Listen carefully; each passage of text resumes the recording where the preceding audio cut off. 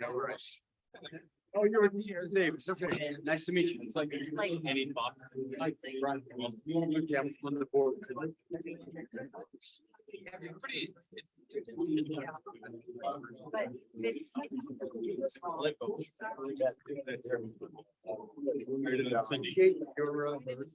You're more than like trying to size some people, but Good morning, ladies and gentlemen. Some technical issues. Love it. All right. I want to welcome you all. I'm Eric Holt with the University of Denver.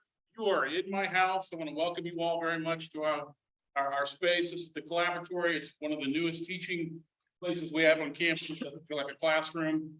We still have some technical difficulties we're working through, but you know, that's technology. So some housekeeping items. Obviously, you found this place. Restrooms out the hall to the right, the left side of the hallway. We are recording today, so you know, keep that in mind as you do your comments. A shameless plug for some other things we have going on here at the University of Denver. On your table, we have little business cards, QR codes. Our Housing Innovation Summit is coming up end of April, where we are hosting 200 of the top housing innovation thinkers from across the nation, and you guys are invited to participate with us. We've got 3 days of events going on campus, plus another day of ESG stuff that's happening in this room on Friday after all that. But we've got tours of really cool innovation stuff that's happening in Denver. We've got guest speakers, some awesome keynotes, build for rent, offsite construction, a lot of really neat stuff happening. So I also want to then say thank you to Patricia and the EEBC for letting us play in the pool. thanks for. Yeah. I got up here. Welcome, everybody. Great to be here. Before we get started, I wanted to do a couple things. I first want to thank everybody online for joining us today. We have 92 people today, and thank you everyone for coming out in the weather. It seems like every time we have a meeting, we snow. We appreciate it.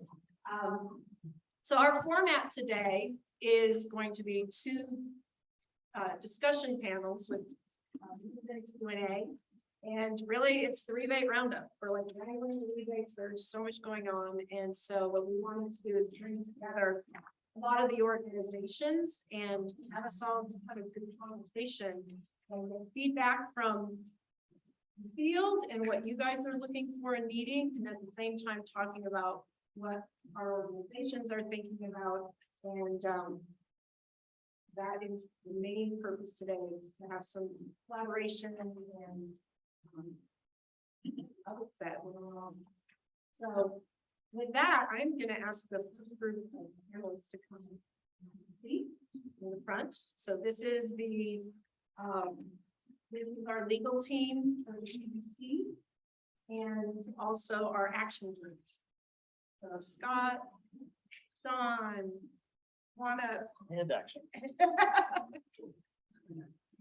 and I will find a spot here. Not really sure how to do this yet. It's not planned.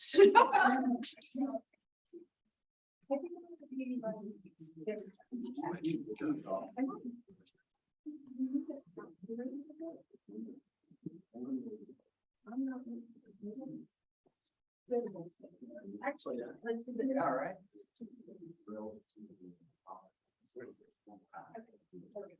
And you can set the chair right here. Good. Okay, thank you. So this is the team who made everything happen this year. With intervening for rebates with Excel Energy. And so what we wanted to do was talk about the wins that we had, as well as like what it really takes, because I think a lot of times we'll report out things that we've been successful at, and but really knowing how it happens behind the scenes and how our contractors, manufacturers, distributors, implementers, everybody can get involved in the process. So with that, we just go down and Introduce yourself, your name, your company, and oh, and the action committee. Sorry.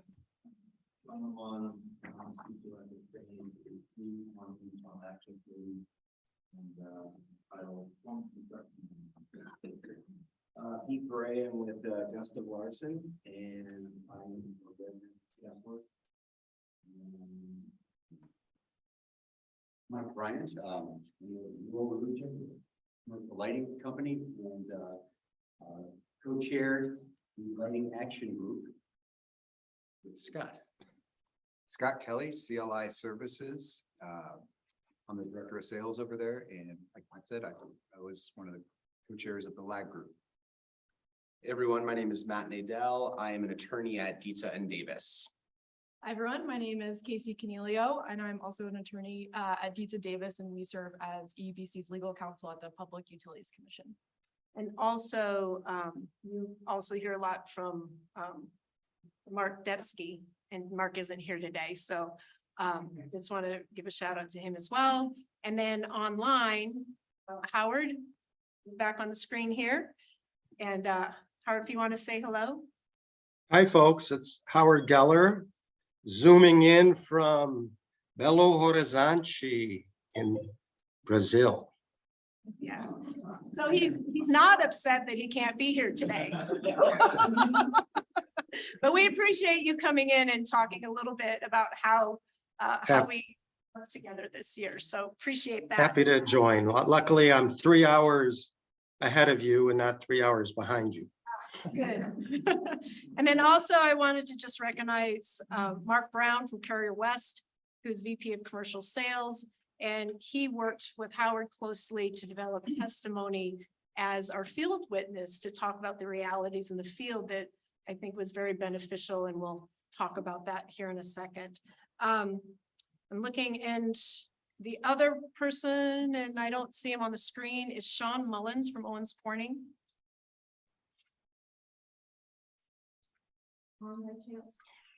I'm here. Morning. We just can't see you yet.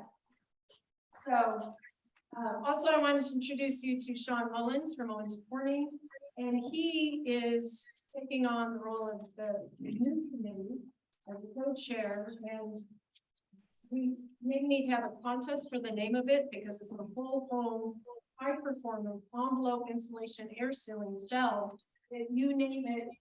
So whether it's anything that fits into where we're going with movements as well. And Sean, you want to introduce yourself? Yeah, Sean Mullins. I'm with Owens Corning. So with Owens Corning, I handle technical sales, some codes, product alignment work. So this is kind of right up my alley in terms of, you know, long-term strategic planning for our industries. Great. So he'll be giving a call for action for you to join that committee and get ready to work on all the things that we got coming. So excited about that. With that, I just wanted to do a quick recap because we talk about the window of time every 2 years that we go through this process, and it's the demand side management plan, which is the words for the rebate program at Excel. And in between, we have a fantastic relationship with Excel, and we meet regularly with the program managers, and we have the meeting process. And meeting is also another word. It really is a meaningful process that is going forward from the meeting. It's a euphemism for that. But you know, rebates just don't happen. It takes a lot of work. And EEBC, that is where we began to work on programs and rebates and things to make sure that Excel Energy is getting the savings that they're looking for, and then we're installing the products and equipment that are good for our business as well. So it's a win-win, and the more we collaborate together, the more we all get. So what I'd like to do is start, and we're going to talk with the legal team and about some of the results. And we're going to talk with the co-chairs and everyone about their experience and what it was like to participate and develop proposals and work with the legal team and what it takes to get them to that topic. Also want to note on the tables, we do have a couple comments for you of both our wins and for the 2022 rebate program. And we also have the strategic issues docket we have in 5 years. And that really sets the overarching goal for the next 5 years in saving the budgets, but also this will be including education and how is that going to start fitting into like moving forward. So with that, I would love to start off with Howard. And Howard.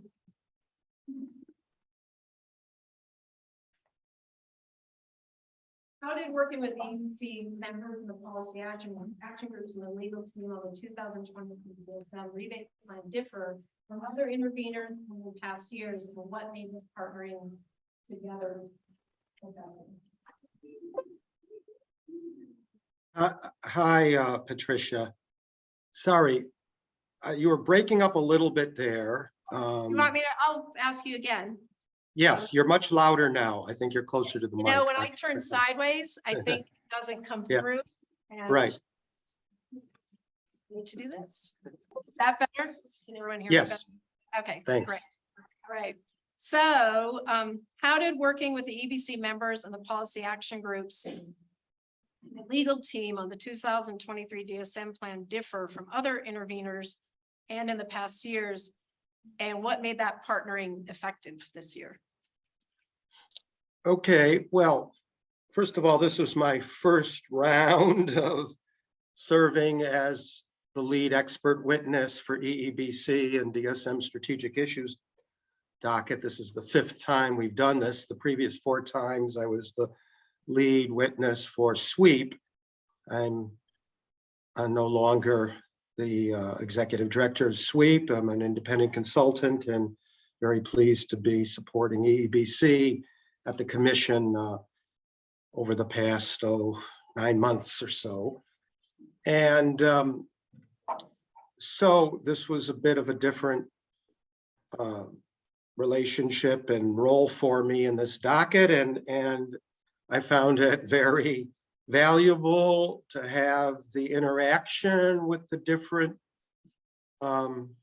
action groups, to hear from the heat pump experts, the commercial lighting efficiency experts, the building envelope efficiency experts that are on the ground, working on implementation, on marketing, on convincing customers to move ahead, working with Excel to help sweeten the deal and close the deal. And the perspectives of these businesses I found very helpful in my developing specific recommendations for program improvements in the 2023 DSM plan docket, where we're talking about the details of the programs, and also very helpful in the strategic issues docket, where we're kind of at a higher level working on establishing targets for electric energy savings, gas energy savings, beneficial electrification in terms of the gas savings, the perspectives of the heat pump, the HVAC companies involved in marketing, installing, and implementing heat pumps. That was very helpful in coming up with strong but defendable recommendations for targets, for budgets for the programs. The strategic issues docket establishes budget caps. It doesn't establish actual budgets, but budget caps.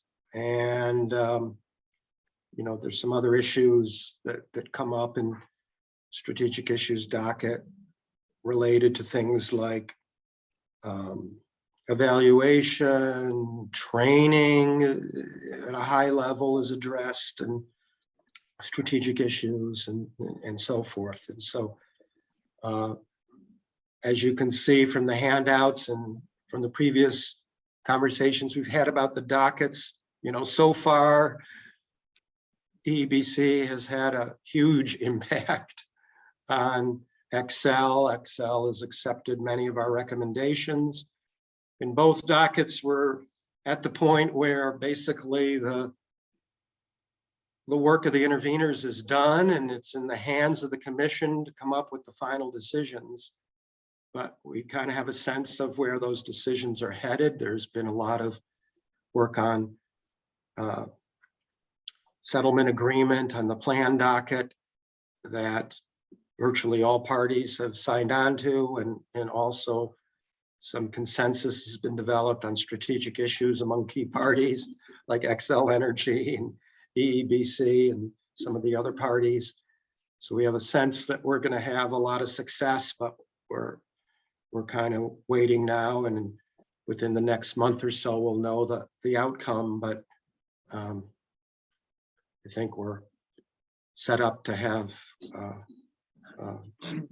significant impact and a victory, or multiple victories here. That's great.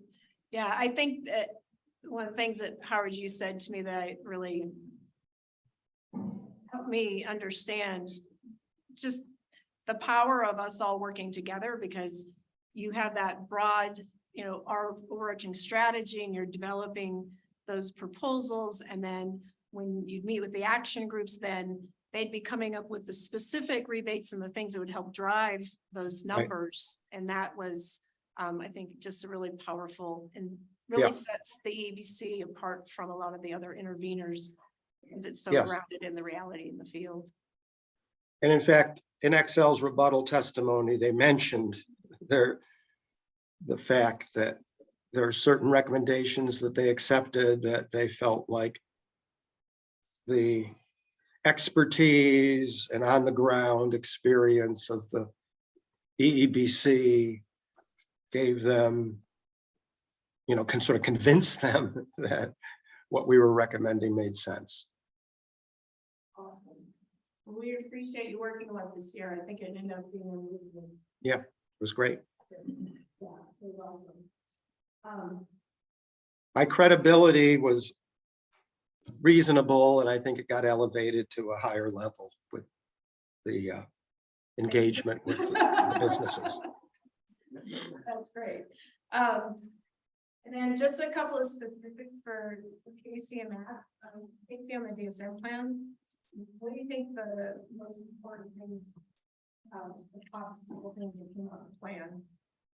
Yeah, so I think there were a lot of important wins from the DSM plan that EEBC advocated for. I know circulated that wins memo that we got large majority of our recommendations adopted as a part of the 2023 plan, the settlement agreement. But one area I wanted to point out is the heat pump authorization bonus rebate. And so this is an additional bonus rebate of up to at least a minimum of $500 for customers who install major weatherization measures within 6 months of installation of heat pumps for space heating. And I think that this is something to be excited about. I know at the last of the December quarterly number meeting, someone mentioned that a lot of customers are waiting out for the IRA rebates to kind of trickle down and are waiting things out. And I think that this interim, at least minimum $500 rebate, can kind of incentivize customers to move ahead with these installation measures. And I think it's really exciting for the market. Great. And Matt, we talked about the 3 top most important takeaways for strategic issues. Yeah, you guys, need you to speak up for the mics that are right above you. Especially you, Patricia. Sorry to call you out, but Jack's blowing up. Can't hear Patricia. Okay, great. So can you, Matt, talk about the top 3 influential takeaways from strategic issues? Is that better? Does that help? So on the strategic issues docket, this is a little bit different than the DSM plan that Howard and Casey were discussing. This is looking forward 2024 through 2027 and setting larger budgets and goals looking forward. And the recommendations from the action groups are incredibly important here because Excel will set their goals on how much savings they think they can achieve as far as electrical energy efficiency, natural gas energy efficiency, and then beneficial electrification in those three main areas. And that's where we had some really big wins with EEBC, because we can go in and chat with Excel and all of these other interveners and say, actually, we think you can reach more savings than what you're doing. And as a result, you might want to increase your budgets over the next 3 years. And so numbers are, like Howard said, this is just setting caps on budgets, not specific budgets, but for 2024 through 2027 went from 75 million to 90 million. Hopefully we'll see that final number coming up. But a pretty big increase in budgets for electrical energy efficiency, and then a huge increase in beneficial electrification. Initially proposed budget from Excel was closer to about 10 to 12 million per year, and we're looking closer at 25 to 30 million a year, hopefully. And so these are the kind of things that in the future, these budgets will drop down into those rebates that these guys have been working on, and hit EEBC companies and customers going forward. So being able to address those three areas, electrical energy efficiency, beneficial electrification, and then natural gas energy efficiency, was very helpful. And Howard and you both, is there one directionally coming out of both the strategic issues and the DSM plan? And we look into, my understanding is, okay, now we'll be adding beneficial electrification rebates, and we'll be working on that in the 2024-25 plan for the next 2 years. Any thoughts on just directionally where you think that is going to be going, what we could be looking for and thinking about? Yes, I'll start. I think we're gonna see Excel, ready and willing to really ramp up in a big way the support they provide for electrification. Their targets for participants are going to be a factor of 2, 3, 4, 5 times what they have been within a year or two. It might not be 5 times in 2024, it might be 2 or 3 times, but by 2025, they're going to be looking at least a five-fold increase in participation. And so I think they're going to be open to suggestions, reasonable suggestions about what it'll take to really move the market in terms of rebates, in terms of promotion, education of the contractors and supply chain, as well as customers, builders. And this is about mostly heat pumps displacing furnaces and central air conditioners, but it's also about heat pump water heaters displacing gas water heaters or electric resistance water heaters, and other equipment like, induction stoves and high efficiency electric dryers, heat pump dryers, clothes dryers. So that's the challenge is we're going to get these much higher budgets and much greater savings targets on paper. And how do we move forward in the real world to achieve those targets? Just let me give one specific number, but I'll try to be quick here. The level of gas savings last year from the heat pump incentives and heat pump water heater incentives was, I think, 80,000 decatherms from, the units rebated in Excel's programs in 2022. The target they've adopted for 2026, they have targets that they are now proposing for 24, 25, 26. And they had very low targets in their initial proposal, their initial testimony. They came around and agreed with EEBC's proposed targets in their rebuttal testimony. So we convinced Excel to greatly expand their targets. The target for 2026 is 840,000 decatherms of savings from the heat pumps and other electrification measures installed that year. That's a tenfold increase from 2022. So that's what Excel's offering up. We'll hopefully have the commission approve it, but that's the kind of ramp up that we're looking at. That's a great example to bring back to what we do at the EBC, which is, how do we help our contractors, manufacturers, and distributors ramp up, right? And transition. And what is a reasonable transition for our businesses as well? Then I think one of the things that came up in the group when we were talking about it, the concept of just removing gas lines next year is not reasonable. And that even came from the heat pump manufacturers and contractors and distributors and said, we have to do dual fuel for a while. And so I feel like this group, we have all the extreme views in our organization. We have, the bleeding edge contractors, and we have our traditional contractors who have been doing gas high performance for 15 years since we've existed. And so finding the balance for all of us is part of our challenge as well. So we appreciate, and we get to have those kind of dialogues in the group. That's why it's important to be in an action group, because that's where your voice is heard. That's where you can bring your ideas to the table. And with that, I think we should talk to our committees. I also wanted to let you know that AeroSeal, Jason Oliver, is in the crowd. He is not a co-chair, but his company also intervened. And so if somebody has questions for him as well, and if you have some comments, we'd love to have you chime in. That'd be great. So I'm going to keep trying to speak forward. To start off, let's start with the lighting group.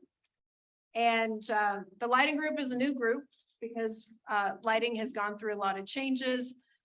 We have a lot of lighting has gone through a lot of changes. Sorry, I'm talking to you guys. And we know that the market's changing and we're expecting less savings from lighting going forward. And our lighting committee said, oh, no. We can help going forward and with a lot of innovative ideas and talking about where the market's going. And so what I wanted to do is ask you guys a couple questions about how you came up with prioritizing and how your committee worked this last year to come up with your proposals for the DSM document. Sure. Yeah. So, we put the group together and first we had to find people who want to participate in the group, right? And for lighting, we'd all kind of been in our own silos, I feel like, for many, many years and hadn't collaborated on something like this. And so that to me was a really exciting piece of it is getting together and talking and listening to other folks about, what things they were seeing and what ideas they would have. And, I think it's important with these groups when they get together that, we're all competitors, but at the same time, it's a huge lighting and most of the other, I think, things that the EEBC works on, they're huge markets, right? And I think there's room enough for all of us to participate. And I think if we work together, we can reach some common goals. So, we got the group together and we talked, and it was pretty nebulous at first. And we kind of just started in the first few meetings throwing out ideas and brainstorming on what opportunities we thought and what improvements could be made to the rebate programs. And so we all got together and we formulated those ideas and brainstormed and started writing them down. And then I think the next step was kind of creating a database of all the different ideas that we had come up with. And I think we came up with maybe like 20 ideas or something like 25. that. Was it 25? 25, it was a lot. So we came up with 25 ideas and we weren't going to get 25 ideas pushed through it. And so we took those 25 ideas and we wrote them all down. And then Mike, you created a survey I want to send out to the group and survey it all. Yeah, just, with the aim of trying to quantify the ideas that we had so that, we had a number of people in the lighting industry participate in our lighting action group meetings. Some people would come, not necessarily the same folks every meeting, but we would hear from a wide variety of people in the industry. And so by distilling all those ideas and getting them into a form where we could put into a survey that we could then send out and get people, how much do you agree? How important is this idea for your business? How impactful would it be for your customers for these various ideas? Then we could rank order them, how from our perspective, what we thought the impact could be, then take that back to Excel and see, collaborating with Excel and see, how does this, align with your priorities? Some of these things probably are not at all, like nighttime lighting, for example. We learned not at all nighttime energy savings, not a very big priority for Excel. They got an abundance of energy at night. However, we have a huge, still a huge amount of HID, old inefficient lighting out there. So, we take that back and we learn that, okay, that may not be the hill we want to die on, but there's plenty of other opportunities because there's lots and lots of old inefficient fluorescent lighting out there.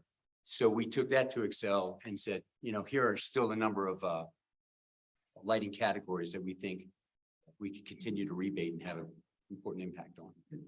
I was going to say, we sent that survey out to not just our LAG members too, but we sent it out to other folks in the industry that we thought would have good input on what was going on in the industry and we could provide feedback as well. So the survey went out to several members outside of the LAG group as well. You were gonna say something? Oh, I was gonna say that one of the things that was exciting that came up is the opportunity for lighting controls. That you guys ended up getting. Yeah. Excel accepted that as a future. And also you guys had a lot of, we're looking how to contribute to demand response on the lighting side. And so though a lot of couple of those ideas and the proposals that we put together were accepted by Excel. Yeah, they tied in well, the new lighting controls, they can really they're pretty intelligent. And they can be tied in with demand response. And so we kind of saw that as crossover too, not just for energy efficiency, but also for demand responses as well. So, yeah, then we ended up sitting down with Excel Energy and presenting our ideas to them and gauging their interest on what was important to them. And what was important to us isn't always necessarily important to them, but we did find some common ground between our group and what Excel Energy was hoping for. And so once we came up with those ideas, we brought them all back and we talked about them, and then we kind of had to decide, what was winnable and what was winnable in the time frame that we had to put forth our ideas. And I think sometime around there, that's when Howard came in, and so we put all our ideas together and gave it to Howard, and then from there, I think it went over to Excel, and they started talking about it, and then we had some wins, some great wins that came out of it, like the extension of efficiency of the bonus rebates. Higher rebates for controls and for network controls, which network controls are typically the first thing that gets value engineered out of a project, but it's something that folks are always interested in learning about and doing. It's just, they're expensive and complex to put together. And then I think we got the wattage requirements relaxed because we often have times where maybe 20 to 40 watts is what the Excel form says, and maybe you can get it done with like a 15-watt fixture. And so we got them to relax on some of those requirements as well. And one of the things that I really like that Mike said early on is, how can we help Excel with their goals? And that's the perspective that this group took. And so it was saying, what are the things that are good for our business that we would like to, move forward?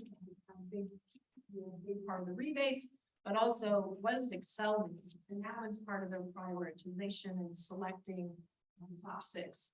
They wanted to like 10 or 11. I was like, we need 3 for you guys so they really did a lot of work to whittle it down. And to talk about the process a little bit, you guys met monthly and I had hour, sometimes longer meetings. You also had 3 or 4 meetings, I think, with the program managers at Excel before we even got into intervening as well. So I think the point that for our members to realize is that if you have something that you've been complaining about, get on a committee.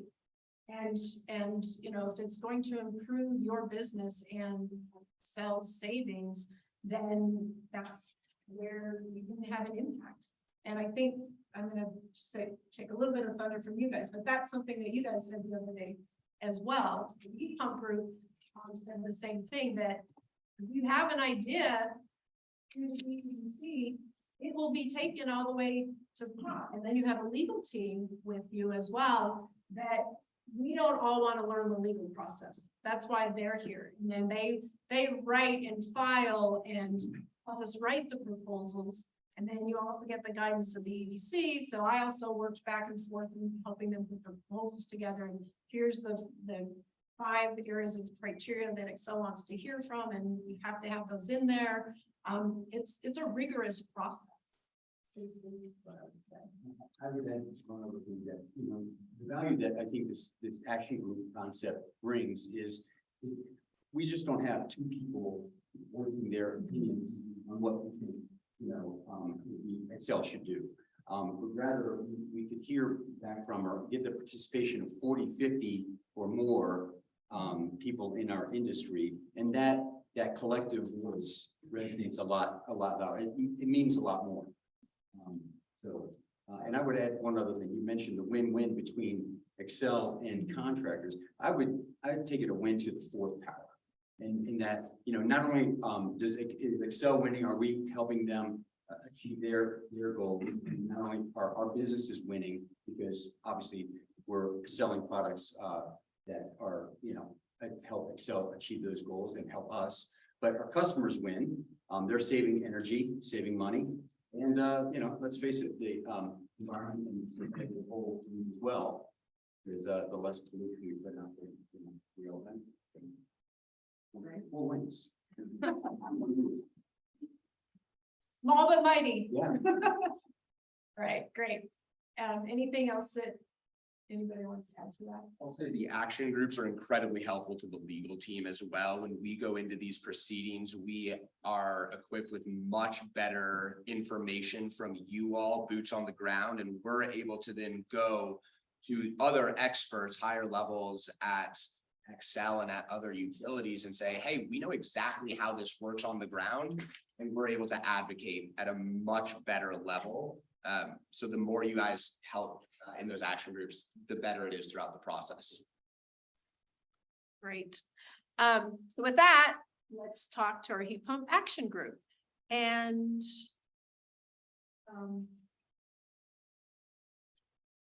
where's Matt Baker? Here.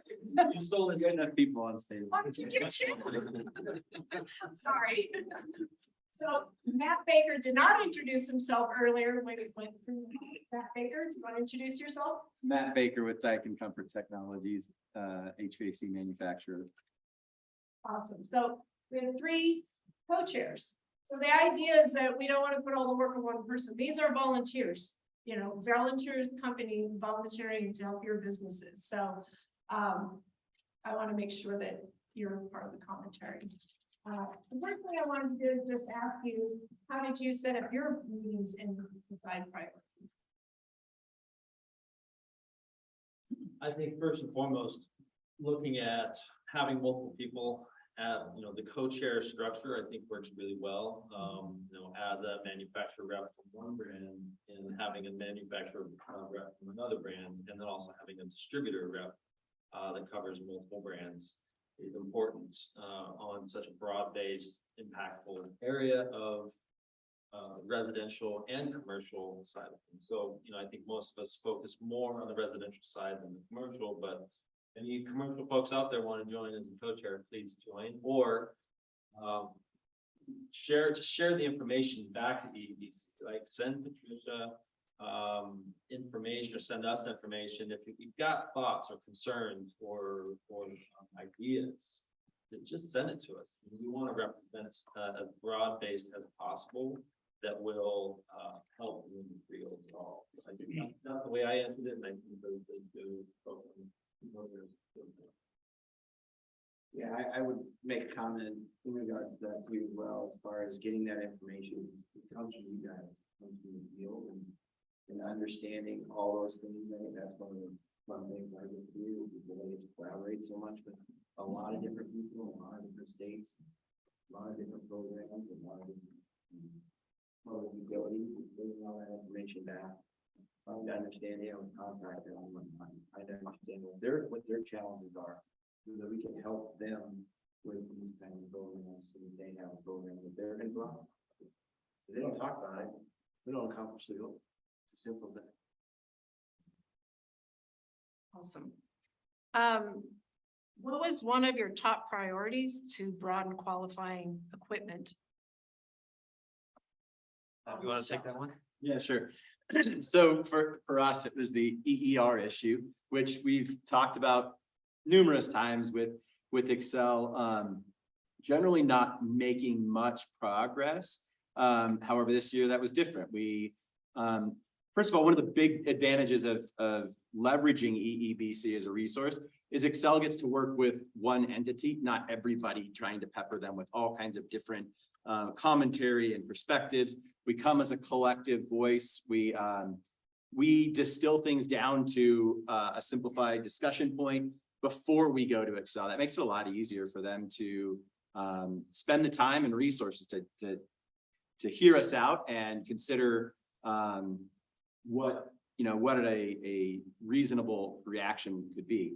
I think that's part of our success. We've done that previously with Excel. I think that we've taken feedback on what Excel's goals were and tried to incorporate that more into our approach as well. So not just trying to eliminate EER to benefit ourselves, but looking at the broader scheme of things. What is Excel trying to accomplish by having that metric there, and how can we find a common driver that both works towards meeting their goals and their objectives as well as ours.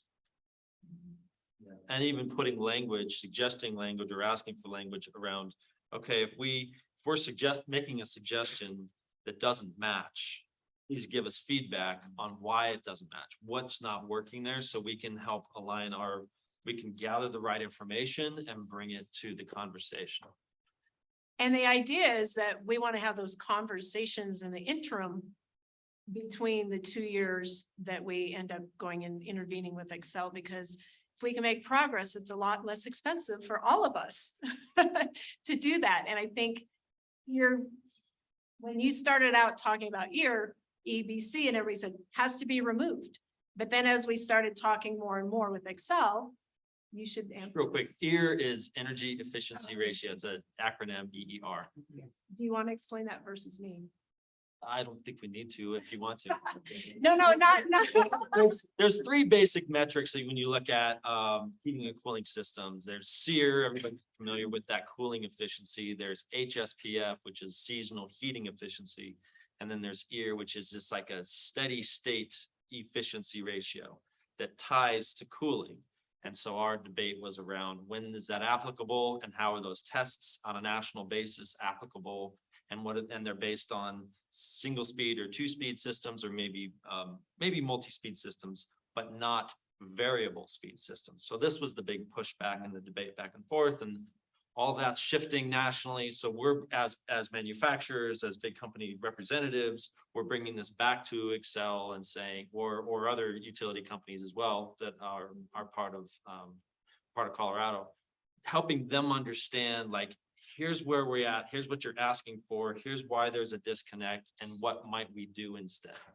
And the result was you want to make sure that the result is that you want to make sure as much of your equipment is eligible to be installed as possible. And so I saw a great connection between I think when Howard first started talking about it, it was like, we need to remove here.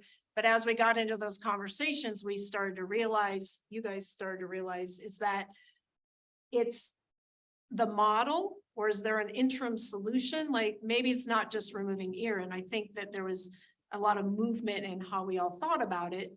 And we're still not there. It's gonna take another couple years. I don't know. Maybe it'll be this year, but finding a solution, because there just isn't a model for our climate here for ear and in other markets. And so that's part of the challenge, is finding a solution that works for our 7 climate zones and whatnot. That's my understanding, my very layman's understanding of that. Just one other slightly finer point on that is it wasn't just about making sure that more of our equipment qualifies for the rebates, but that the correct equipment that is going to benefit the customer, the grid, the utility, everybody is what's being incentivized. And that was our bigger problem with that metric. And I could see for lighting or for other areas that that issue could arise in the future. And so coming with that argument that it's not just about making sure that we have more rebates available for any piece of equipment, it's really about incentivizing the correct equipment. And even to the point of the feedback to the city of Denver on the rebate program that was rolled out last year, there was an opportunity for further discussion, and we quickly kind of responded to when we found out about those rebates, how rich they were, which is great. It's a big impact, but our maybe experience on some of this overpaid rebate is not necessarily a win for various reasons. Going through EEBC back to the city, engaging in conversation and realigning that to that in a way that made more sense to extend a program that is beneficial for businesses who have to implement on that program. How do you extend the value over a longer period of time so businesses can position and implement?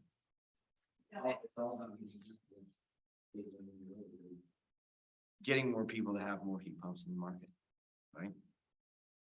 And that's a great point, because that work was done. Denver's here. You guys are going to talk next, so that tees us up nicely to talk about Denver a little bit.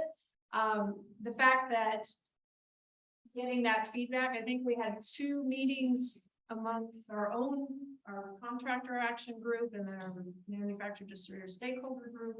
And we connected with you guys, with Denver, city of Denver, county of Denver, and then held 2 meetings with all of our groups and all of our members with you guys, and to look at what worked, what didn't work, what the field needs more or less of, and then also helping you guys. Our intent was, hey, when you relaunch it in 2023, which is what we're going to talk about today, that's another example of the work that the action group did that was not accelerated.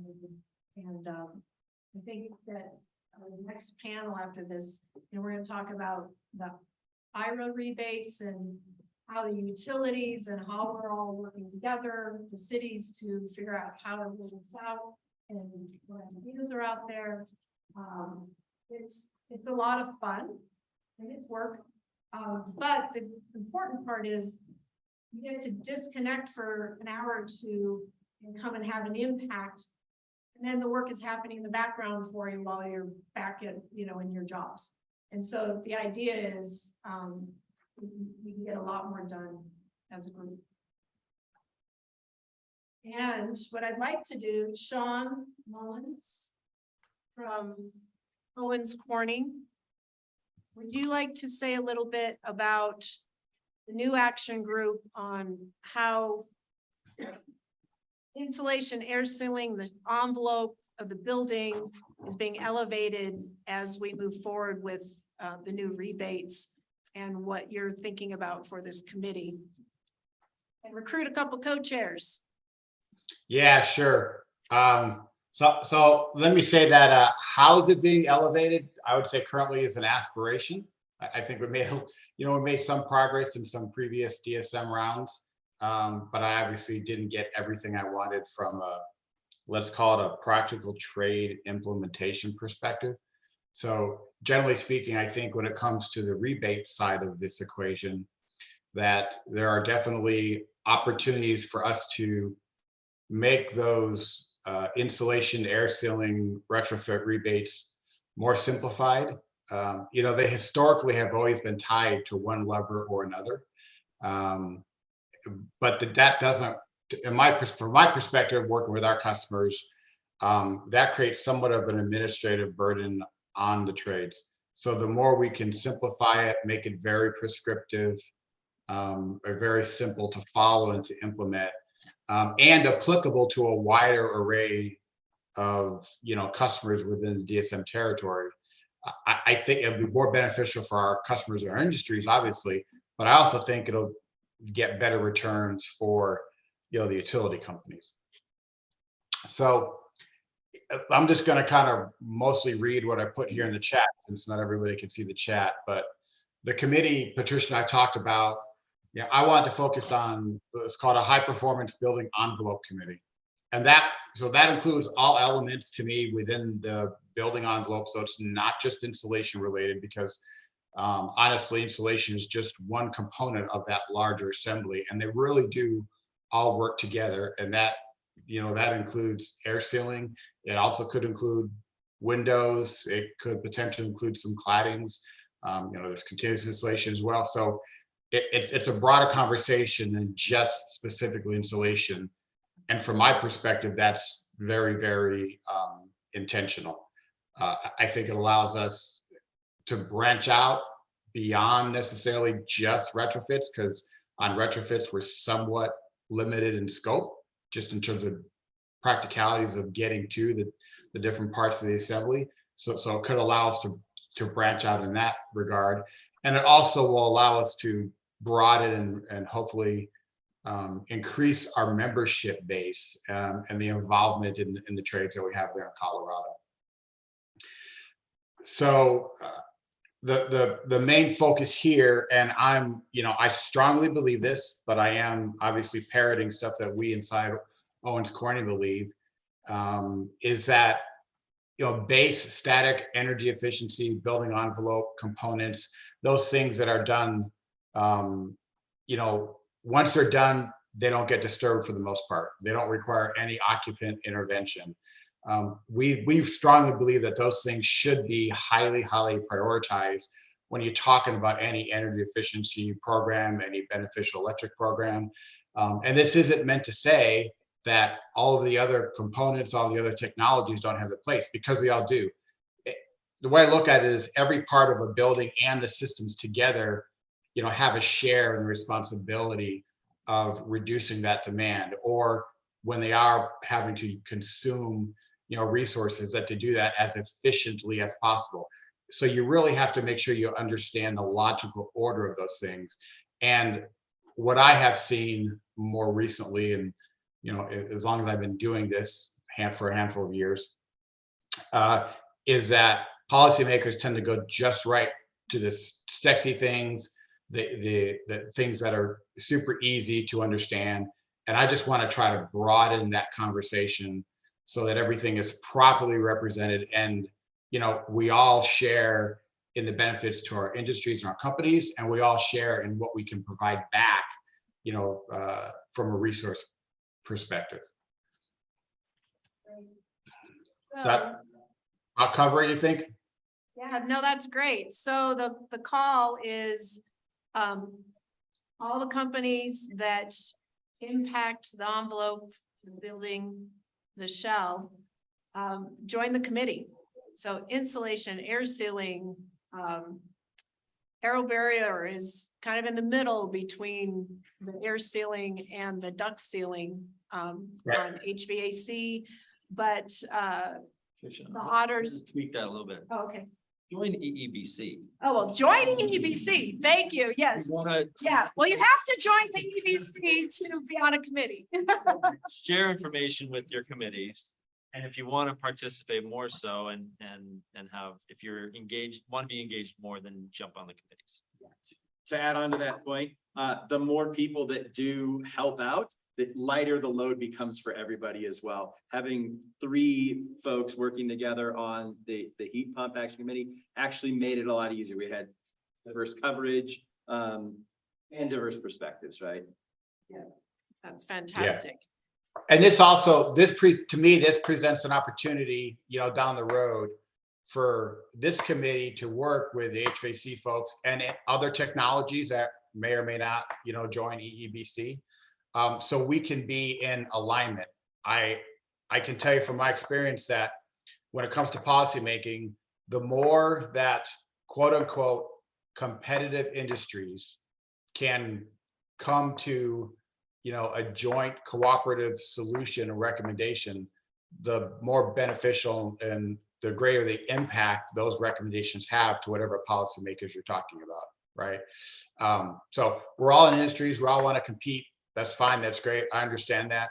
But to get stuff done, we have to find that common ground. And I think I heard somebody else mention that earlier. So kudos to whoever mentioned that common ground comment, because I completely agree. There's spots where we can all align and move forward in the same direction. And it's a mistake if we miss those opportunities, in my opinion. Great, thank you. So everyone, we will be sending the documents with the wins for all the different industries and the losses on the 2023 DSM, and then also on the strategic issues. And so watch for the email after the meeting and take a look at those and what you need to be looking out for your business. With that, we are going to close this panel and thank you everyone for your participation. Hey, Patricia, this is Howard. Can I make one quick comment before we move on? Get off the stage. Get out of here. And then next, Patricia Howard's trying to. yes, Howard. Hi, while you're making this transition, I had one final comment I'd like to make related to what we've been talking about, and that is the work isn't over on these dockets. Exactly. Once we get the 2023 plan approved by the commission, the settlement agreement calls for a lot of investigations and dialogue and consultation on the part of Excel with interested businesses and stakeholders to implement what we were recommending. So there's going to be a need to engage with Excel in the coming months in a lot of areas. I'll just mention a few. One that's been talked about is addressing the EER issue on heat pumps. Another is Excel's agreed to investigate greatly adding and expanding incentives for heat pumps in the commercial sector with dialogue with the industry about what areas to target and what rebate levels make sense. Another area is Excel's agreed to investigate advanced duct sealing and add it to the insulation and air sealing and whole home efficiency programs if it can be shown to be cost effective. So all of that and more will require engagement from businesses here to really translate what we're going to get in the DSM plan settlement into like real impacts on the programs. So don't go away and I think we're done. It's just the beginning. that we're done. Yeah, so Right. we really do the next time frame here from going in through April and May, and then 2024-25, the next 2-year plan, taking all the work that was done on the strategic issues and the outcomes for beneficial implementation. The groups are going to be then working again on the next 2-year plan starting in July. So we're gearing up for July through, February, March next year. Right. So that's why we want to talk about how to participate versus just tell you, hey, everything is going great. We have much more to do. So thank you, Howard. Great point. So with that, Denver, You guys would like to come up and talk about the commercial and residential electrification rebates. If you want to take a seat here, your slide will be across the room. Or over here, I'm not sure yet. And then we'll take a break. And we'll have our last minute. Thank you, Tricia. Thank you, everybody. I'm Mac Prather. And to start, we're just very grateful to be invited today. We're grateful for the feedback from EEBC. Sean mentioned it. That was instrumental in making tweaks to our rebate program going into 2023. And so the dialogue from this group was super important. Keep that going. Next slide, please. You all can see it behind you if you need to. The big message today is that our rebates for 2023 are back for residential retrofit customers. Want everybody to be aware of that. They're back for heat pumps, heat pump water heaters, solar storage, EV charger wiring, electrical service upgrades where those are needed, and e-bikes. That's also part of the program. And I said this at Ann's heat pump training event, so if you're here twice, but my job and our job, if you saw that media coverage of e-bikes in Denver, is to make heat pumps that exciting and then fun. That's one test, but that's the goal. Next slide, please. Again, yeah, as Sean said, as you all have said, the feedback from this group was invaluable. The rebate amounts for heat pumps last year were very generous. And because of that, they went away pretty quickly. We ran through that budget in a matter of months. And Sean described it, but there were some effects on folks who are installers, distributors that were negative. There were some positives because we had a big splash and people were excited about heat pumps. People heard about it, but we knew that caused some issues with planning and with your all's businesses. It also caused some issues with the consumer, where people felt like they were up against a deadline. They really need to make this, it's a big decision to do this work, so they really need time and a lot of information to make those decisions. We made changes to the program in 2023, and that feedback was key. So the changes we've tried to make are to make the program more reliable, consistent, more consistent communication for you all, and something you can just rely on, that it'll be there and that it'll be clear. And again, we want to keep that dialogue going. So as we can make tweaks this year and next year, we look forward to more of that feedback and discussion. Just some resources for you all. This will go out after the meeting, but know that we have a new portal for rebate applications for this year. If you haven't done one since January 1, that'll look a little bit different. It's all here. It's on our website. We'd love to have you get in there and get signed up and get doing these rebates. If you need help, reach out. If you need help with a specific job, please reach out. We also have some new resources for homeowners and for you all as contractors and installers. There's a web page. So feel free to reference that. Ask us if you have any questions. Next slide, please. The rebate amounts have also changed from last year. So that was, again, in response to some feedback from this group, but and also a balance to Excel's changes and some things coming from Inflation Reduction Act. We think these are still pretty generous rebates, but this will allow us to reach many more customers, keep them open through the rest of the year and through next year. Next slide, please. And yeah, just to drive it home, this is where we are as of the end of February. We're on track to have these rebates available through the entire 2023 and through 2024. So they're not running out anytime soon. You can actually see a live snapshot of that on the portal, what's reserved and what's remaining in that budget. And then you can go to the next slide. This is the contact information if you have questions, if you have feedback, if it's good, bad, ugly, if you're frustrated by the portal, if you have feedback on the program, reach out. If you have questions on a specific project, please reach out and we'll try to be very responsive to you. Any of those addresses will work and we'll get you to a solution. And it's also been really helpful in sharing information. I think that's been a great relationship with Excel. And if you have questions about either of those programs, we work together as well. There are some changes to the equipment specs from last year. So please, if you're doing heat pumps, be aware of that. Cold climate is now different than Excel's cold climate spec. So please check that out on the website.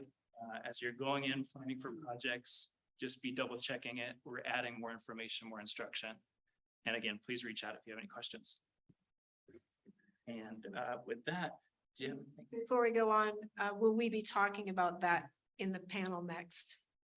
We can, yes. Well, Is that a part of the alignment? Is that part of the? yeah, alignment? in the panel, we'll be talking a little bit about how those specifications are aligned, how different groups have been working on that regionally, kind of through the Front Range and across Colorado. So thank you. So the different utilities, we talk a lot about Excel because they're one of our main partners, but the other utilities in the state and the city of Denver and Boulder have been working together on a shared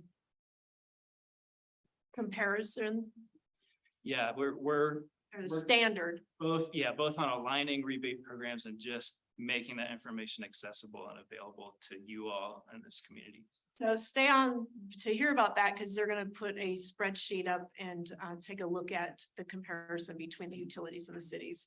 And so it'll help the contractors have a good understanding of you know, what they're looking at when they're estimating and installing And that'll the go out, requirements. after the meeting. That'll go out after the meeting, yes. So it's a work in progress, as you all know. It'll be updated regularly, but we hope it's a good resource for everyone. Excellent, thank you. I'll hand it over to Jeff. Hi, Jeff Terrell, also from the city and county of Denver. I'm going to talk about our commercial and multifamily programs. Go to the next slide. And let's go to the next slide. All right, so I'll just remind everyone, first of all, we're talking about permit processes and equipment replacement processes change.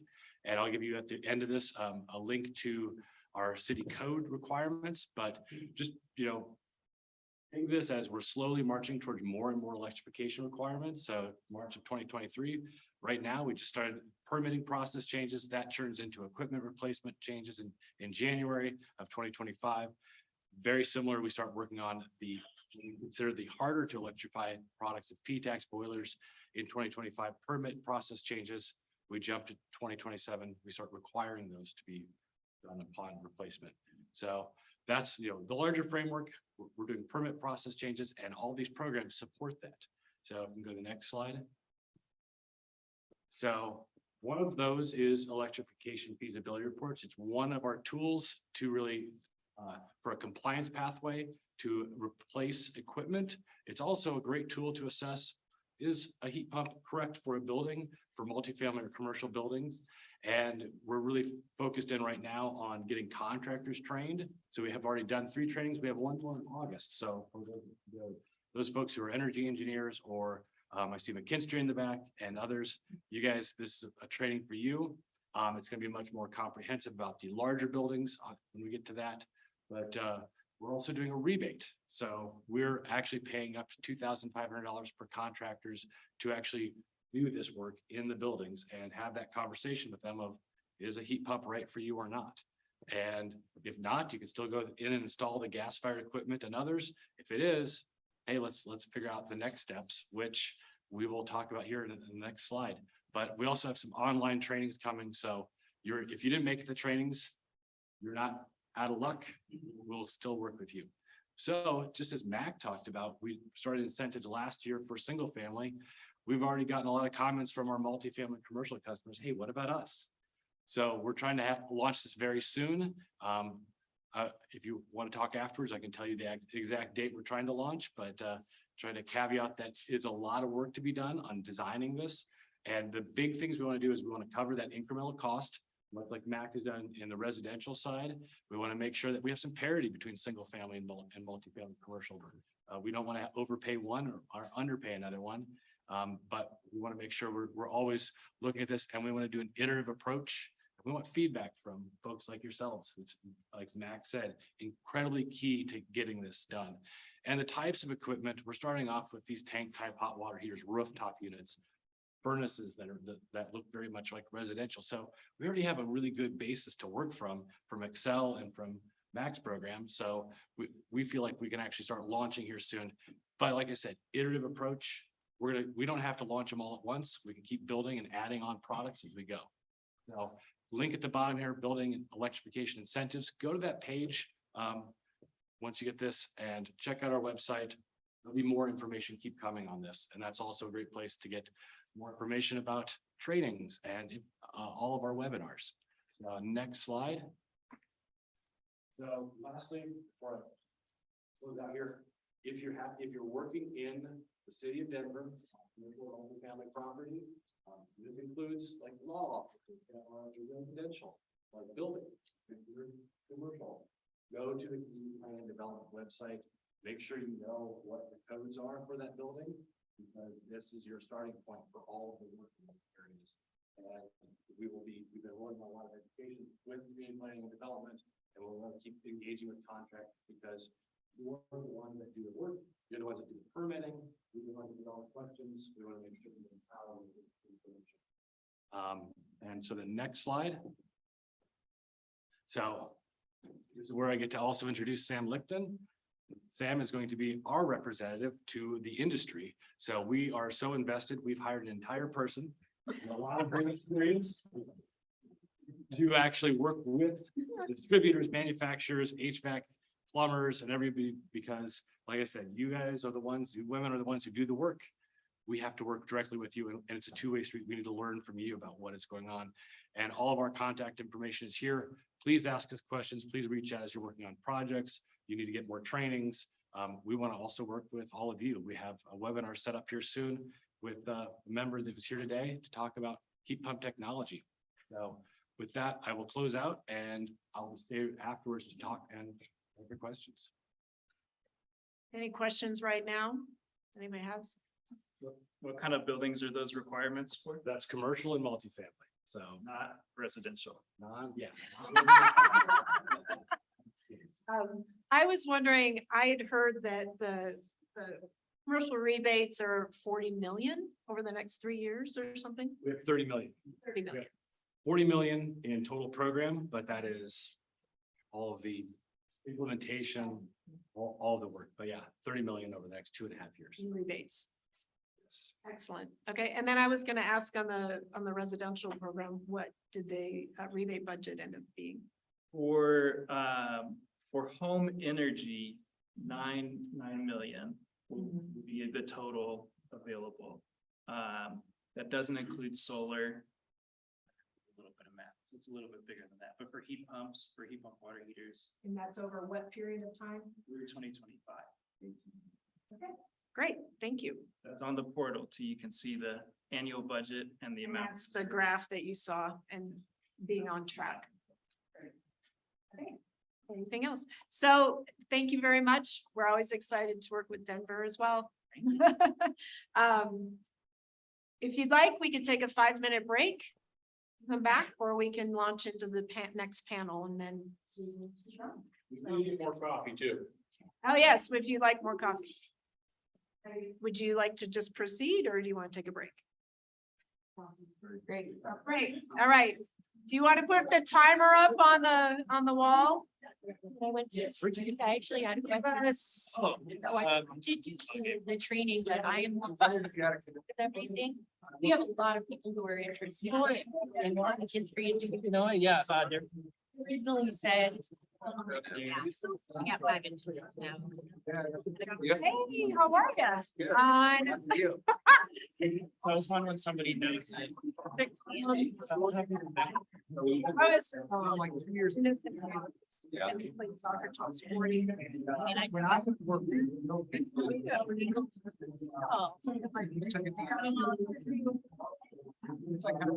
Three contracts. Say it.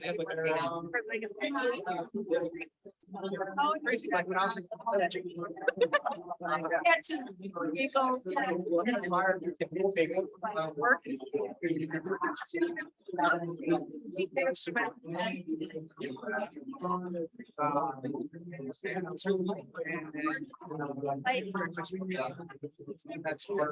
Like, it's not as good as the other people. Things get stuck. Sometimes stuff and things goes, and like, we can't, I just like, Jake in like a zebra pool to just know, and so like, I think he even started laughing, he's like, oh my God. His words exactly. I mean, it's a great online system. Still working. I saw it. Yeah. Yeah, and so he said, you're shaking. Spot. So I was like, he's like, oh, I can just run it out. Okay. And I was like, oh, that's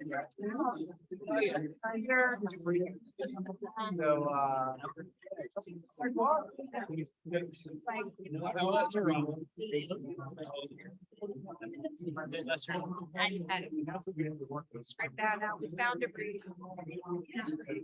We know that we're undergoing. Had. Maybe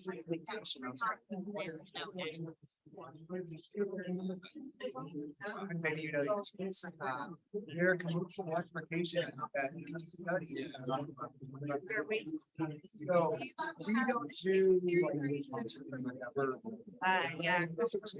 Definitely like, they have, you know, it doesn't really. Tell them. So huge, 128, 144. Really, it was, I actually found another doctor and I had. Like. Dates and what they could expect. You know,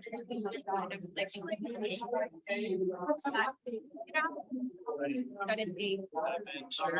Well, like after the plan, it's we're recommending with Energize Denver that they apply for an extension and don't have to actually meet the law. Yeah, so it all kind of. But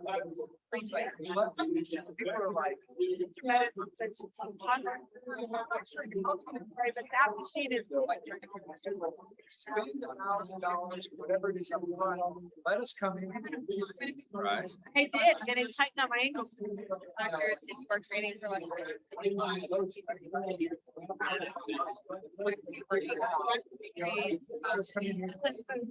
I think that it's a really good talk and point with that client. Okay. Crazy again.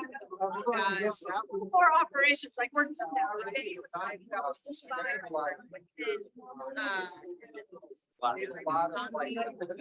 So much. What actually are. Been good so. My new job is that how do we actually go the pipe? So I didn't know that.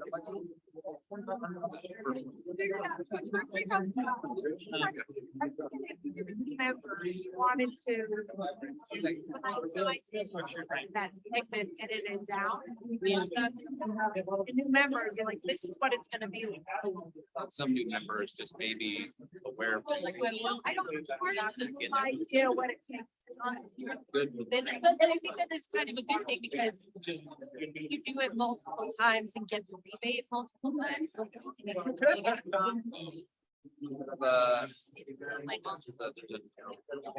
Yeah, so the next is going to be utilities, like all 5 of them. Oh, it's like. Oh, yeah, the list is, yeah, so it's, it's state holy.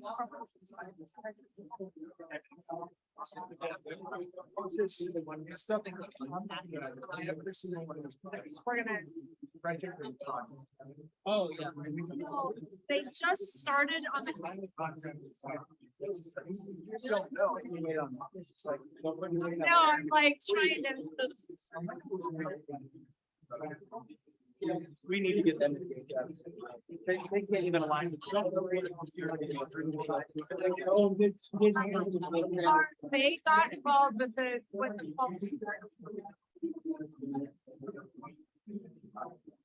We are. Like I said, it's just kind of built. So good. We're like downstream. I think on the resi side, because On the rest side. Doug Bersnall, who's our midstream contact, he mentioned he It's been so long. has a build code to align and like see the differences. Direction, so. Find my basket. Yeah. That's it. We gotta do. We're gonna talk about IRA. That's what we're talking, right? What's that? Thinking they've been 5 minutes.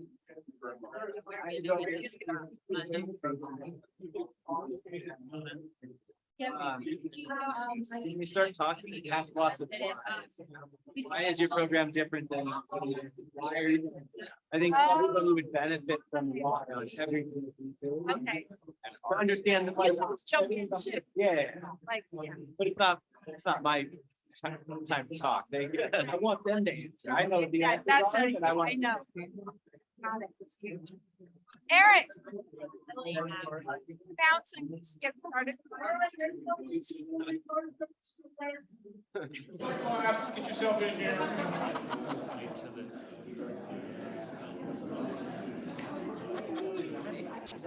Did you still want me to say something about IRA? I want you to introduce it like you did the Oh. other day.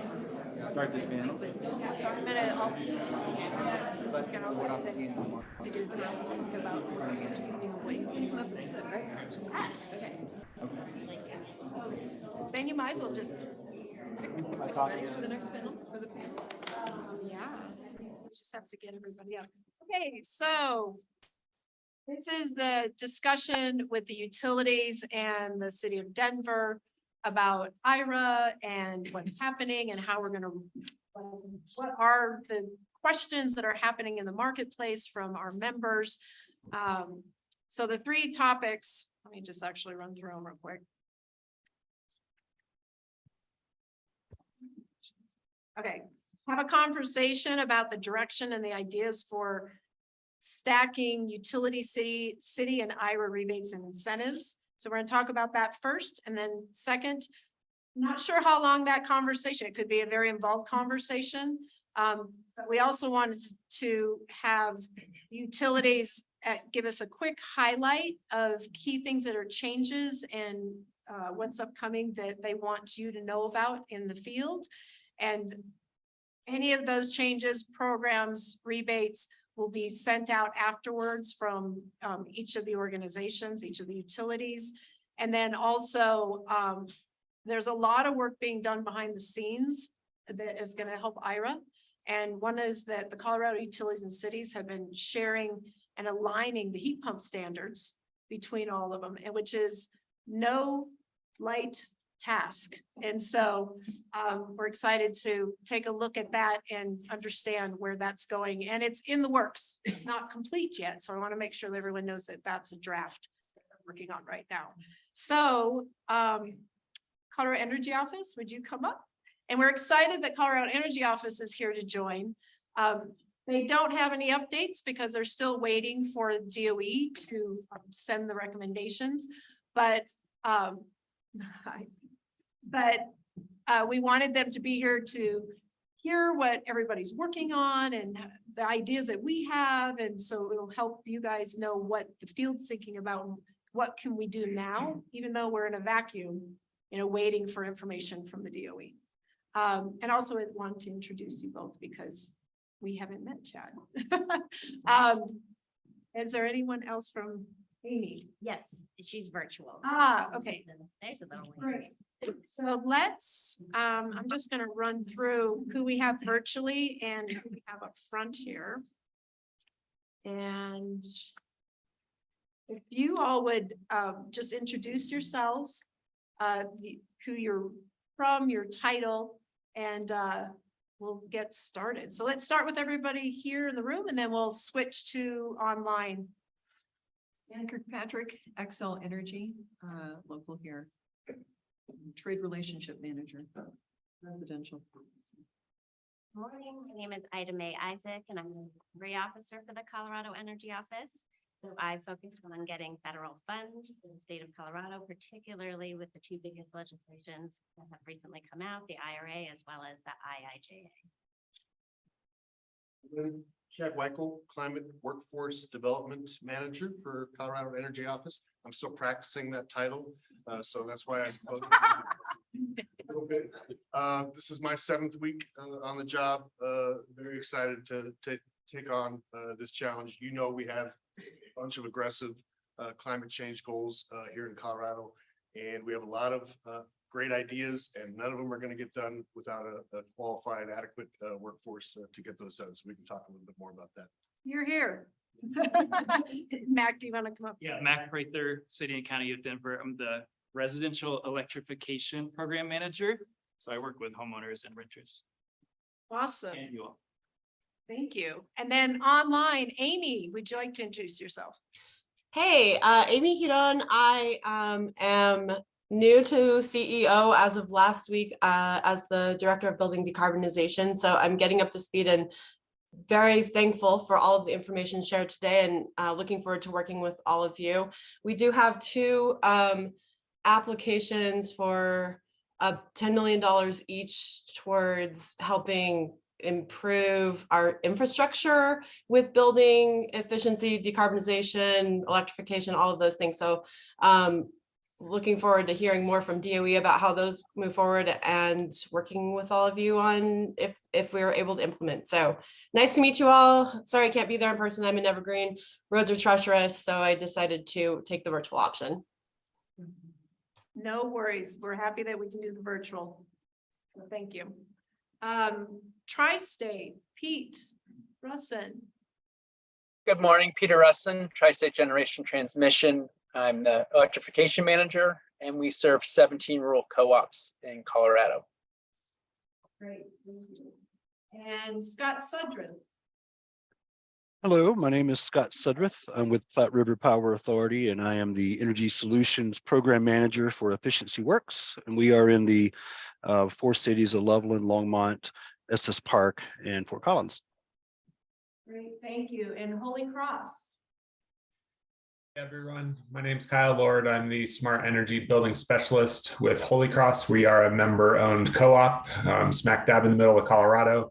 We provide electricity to the Roaring Fork Valley, the Vail Valley Corridor, and then a little finger stretching west out to Battlement Mesa.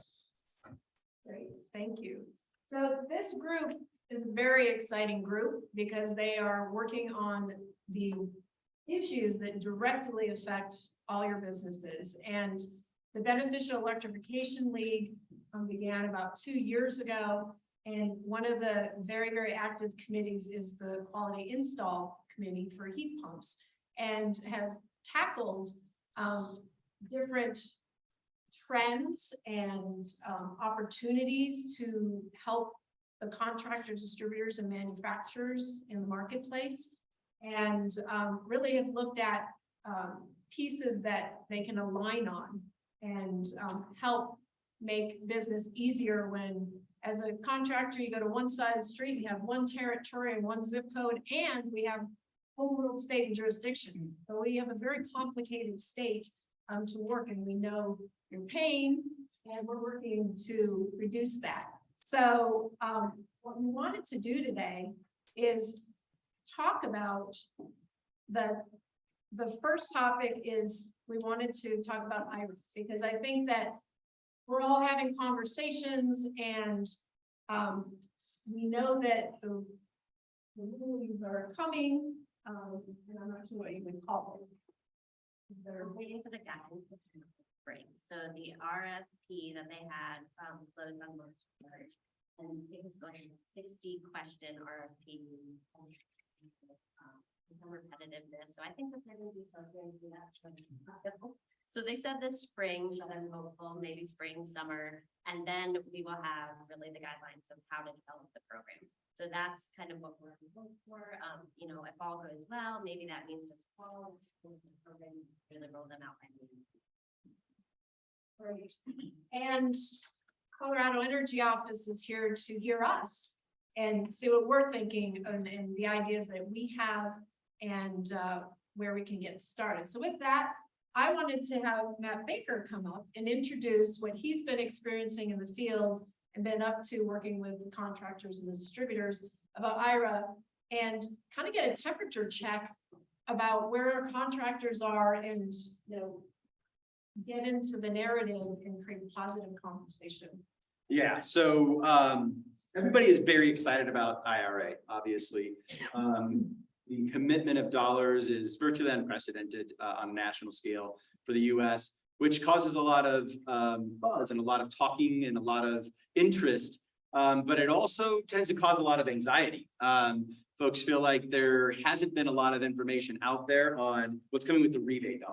The tax credits, we know what that is. That's a little bit harder to sell on, you know, asking a customer if they, you know, have enough tax liability in order to, like, come on.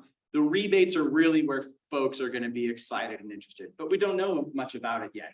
And what I've found is actually talking about it and telling people that has caused a lot of relief. I've been spending the last month and a half on a bit of a tour going around to our different distributors and doing meetings with our HVAC dealers. And just simply telling them what the program is, what it looks like, explaining the difference between a tax credit and tax rebate. Again, most folks say, okay, I know what the credit is. I kind of get that. I've been selling that for years. But the rebates, that we don't know the detail, that we don't even, our states, that we don't have guidance for how a state can develop those plans yet.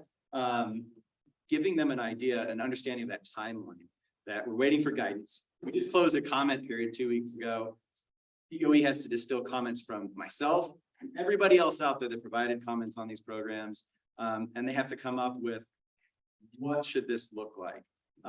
Once they do that, they'll hand it out, and I'm sure that you guys are going to be very, very busy at that time, putting together an implementation plan. And then they have to submit that implementation plan to DOE to get approval, right? So understanding that timeline, why it's taking so long, it doesn't mean that their competition is beating them to it, that they know more than them, or that they're losing on this. And that's where that anxiety comes from, is not understanding, like, am I missing out on an opportunity? I would say taking that feedback that I've gotten from our dealers, and, you know, circling back to you guys, I imagine that you're working on putting this framework together right now. You know what an implementation plan looks like, but thinking about, we do know some of the details of what that looks like. We're starting to get a timeline. Now, I would say, is the opportunity for a stakeholder engagement process to come together. Once we receive that guidance, it's all about plan development, right? And if we're not engaging with the industry, with the folks in this room, now, then that's just one other step that we have to do at that time. So I would urge you to leverage EEBC as that resource to bring industry together, and let's start building that process, and start building the communication channels. Yeah, could we add utilities and cities to that too? Please? Yes. 100%. So stakeholders does not just include industry, it includes everyone throughout that chain. And I think that is the thing that struck me when I talked to you the most, is that you said, we can't wait till DOA comes out with those. Right now is the time for the utilities, the cities, CO, the industry, you know, in the field, to start the conversations now. We actually can do a lot. And I think there's a lot being done, like with this group that we're going to talk about today, that, you know, our contractors and manufacturers and distributors just don't know how much we've been doing. So we're going to talk about it today. So we want to let you know that there is work being done with the utilities in the cities right now, and CO is joining the conversation. They just got brand new employees. I mean, like, they're here like for 2 months. And we're like, why did you have a plan for us? You know? Year one here, and I was hired in November. Big program will actually be living under Amy's department, and so she was hired last week. She will be hiring somebody that will actually be running that program, which we don't have yet, but we are very excited about. But we are definitely thinking about engagement, definitely at, you know, city and county level, utility level, and then obviously at the contractor level and industry level. And in tandem with these two rebate ones, the other program that we know even less about is a contractor training program. We know it's coming out. We're hopeful that it might be formula. We're not sure. And that's really kind of the third prong to that, of getting these pieces installed. So we are excited about these, and we are waiting for more information, but I think that we're at the point where we're really starting the engagement conversation. And we're trying to get all the right players at the table and make sure that, you know, we're relying on some of our partners that have rebate programs, and kind of learning what works, what doesn't work, where can we work together, and how can we build that up robust for Colorado. Great. One final point on that, and I'll use this as kind of a reference. We have historically, programs have operated in isolation. We're working really hard in Colorado to align. This is what you guys are going to talk about here a bit. EEBC is working on a contractor training and development program, making sure that we align efforts that are already taking place with, yeah, we're going to get a stake of $200 million to do that, which is incredibly exciting and very, very much needed. Making sure that we collaborate across those existing channels as well, bringing them into the conversation so that we're not duplicating efforts or even, trying to reinvent wheels, right? Can I just ask, would you define contractor training? Is that workforce development, or is that the kind of contractor training that, Xcel Energy's been doing? What is? Yeah, I would be glad. Thank you for lobbing that one over. Yeah, so EEBC has partnered with ICAST, which is a member of the EEBC as well, and Julius Education, which does they recruit new employees to our industry who are interested in our industry and have an online training program that talks about, we'll say, soft skills, building confidence, what it's like to work in our industry.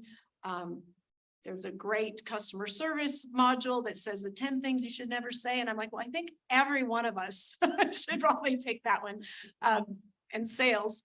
And, but the point is there's that general training, but then ICAST has heat pump actual certification, 40 hours, but embedded in that, we've talked about Good Green Jobs and that Denver is sponsoring it and funding it. So all of this training is free. And so it is like a scholarship. So if you have existing employees that you'd like to upskill, and in that heat pump training, there's also BPI training. So that includes, there's a lot of BPI training that needs to be done, insulation, air sealing, auditors that are using that. So it is available now today. We don't have to wait for the funds to come, through DOE. So today, as members, that's one of the benefits, is that you're able to put your employees through and upskill and get more training. There's also 608 certification on the heat pump side. And there are 2 modules that are more building science introductory. One is building science principles, and the other one is energy efficiency, introduction to energy efficiency installing. So there's really valuable content for your employees, and especially if they've been around for 30 years, introducing to them more building science principles. So that is available. The ICAST training, and I think, Peter, you had talked about this as well, because I think you're involved with them from Tri-State, but the original funds for ICAST training came through DOE, and then we partnered with them so that we can make these trainings available. So 40 hours includes those certifications within it for heat pump training. And so it could be an existing employee you'd like to have a refresher, or it could be a new employee. Any graduates that are recruited through Julius and go through the orientation training and or the heat pump training as well, and any of those certifications, we will contact you if you sign up and say, I want to get potential new to the industry employees. We're all looking for more workforce. So it's very exciting because EBC members, it's a loop. They go through the training and then you get first right, kind of like first right of refusal. You get first opportunity to interview them. So it's very exciting. We put flyers on the table for you. We ask you to talk to Deb over there, and she will get you set up and get you started right away. Any questions on that? So that is the training that we've been working on. That is separate but super valuable. You could have any of the utilities, and it's, but it is for, I need to back up. It is for Denver and city and county of Denver employees, which is mostly your territory. Yeah. Any questions on that? Okay, thanks. So the first thing I'd like to do is I've had conversations with each of the utilities with the city of Denver. And you guys are already looking at, okay, what do you think is coming? What type of rebates are you going to be able to stack? What are additive rebates that you're looking at? Where does, I always bring up insulation air assembly because that's my background. Like, how does that fit in? Is that going to be a part of, it's not just heat pumps. So with that, would you want to start? Do you mind, maybe Pete could do the table that we've been working on and looking at the. We can start with that if you'd like. Sure. Pete, do you want to talk about the work that you guys have been doing collectively to align standards? Yeah, I'm happy to take that on, and also thank Mac for putting it together and sending it out to you, Patricia, for the group. So we started mid last year, and what we found is, all of our utility territories touch one another, and so we just started to figure out, working together, what we want to increase heat pump. We all want to work towards heat pump adoption, and if we could do one thing quickly, somewhat quickly, it was to help work together to set the same requirements. So there are some differences in this, but the way the table is broken out, there's some of the federal minimum requirements, Energy Star, then ducted systems versus ductless. And so on this first table, what you will see is that on the ducted system, especially on the HSPF2, we are very aligned in terms of the utilities. And so, basically, if you have an HSPF2 of 7.7, 7.8, it's going to qualify for a rebate from one of the utilities listed there. And then for our more what we call, that's our base tier. And then our cold climate tier, or our best efficiency, same, we're pretty much all lining around that 8.1. I know Colorado Springs says 7.7, but since they use the NEEP list, that really is in essence an 8.1 is what we found working with Colorado Springs and the NEEP, Dave from NEEP on that. So again, we're pretty well aligned. You'll see some differences there in terms of EER, or a little bit on the CR2. Honestly, I'm not too concerned about that, because once we get into this, we really are looking at HSPF2, and if you're hitting those, you're hitting the CR on the other side. The nice thing about this, it also ties to the tax credit. I always saw the best efficiency that came from the IRA legislation. Again, so hopefully it makes it easier for a distributor, for a contractor, that you can start if you hit that 8.1. You have to maybe check a couple other things, but really, if you look at that, you should be able to hit the tax credit and the other rebates. On the ductless side, we have a little bit more divergence on that, and we're still working through that. You'll see down below on the better, or just the base tier, we're pretty close. Where we sort of have the Denver is at 8.1, we're at 7.8, Colorado Springs at 7.8. We typically will align pretty closely with PRPA or Colorado Springs, since our territory sits around there.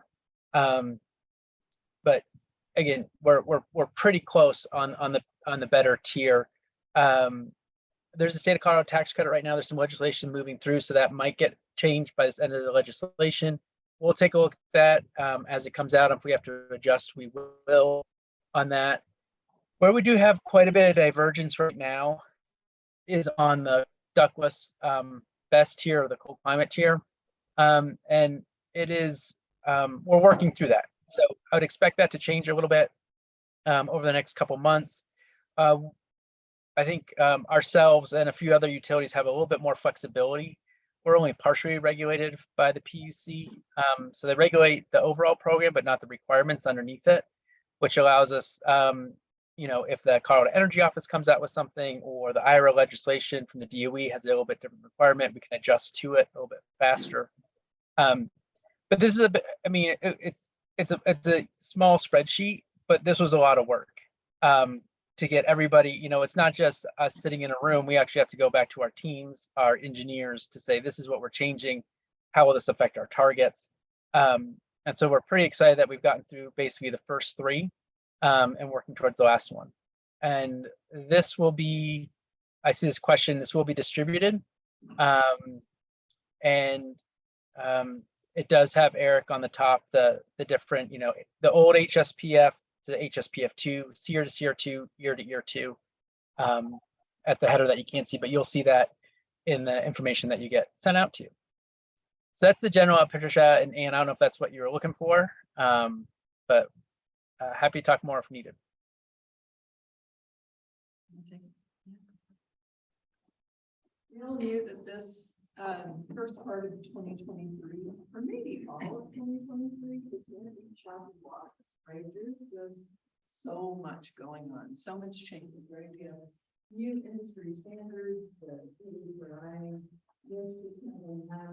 still trying to upload things to the new Energy Star list. It's a lot. It's a lot. And then if you look at this information and trying to think about the contractor journey, right? And trying to keep it straight. Oh, I'm in this jurisdiction. What's it look like for me in terms of what their requirements are, as opposed to the one next door? And what's going to qualify in them? It's not easy right now. It's kind of a hot mess. So we're all in it together. I think is the good news, and hopefully by the end of this year, it's going to be a lot more stable than it feels right now. A lot better fleshed out. Hopefully, some of the differences, the discrepancies will ease up, and it'll be better. But right now, it's like last year we did like how much information is the right level of information. I think is an ongoing. Real question for us, right? You get too detailed and you lose people, right? You don't get detailed enough, they make mistakes because they don't have enough information to stay out of the weeds, right? So it's all weedy right now. Yeah, that'll be the quote from this meeting. It's all weedy right now. We're weeding.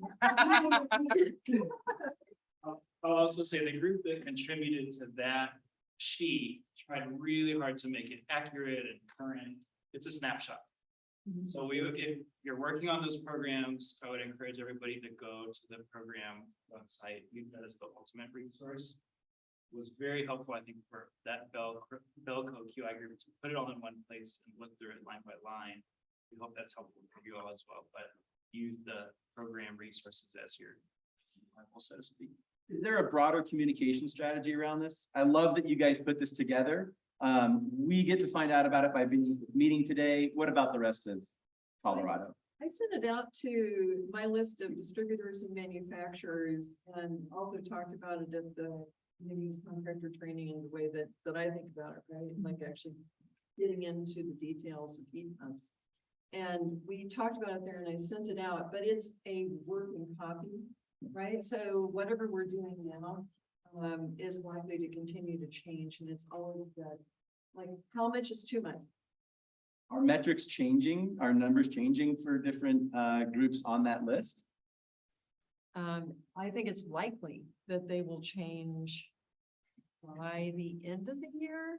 I don't know that we're going to see much motion between now and then.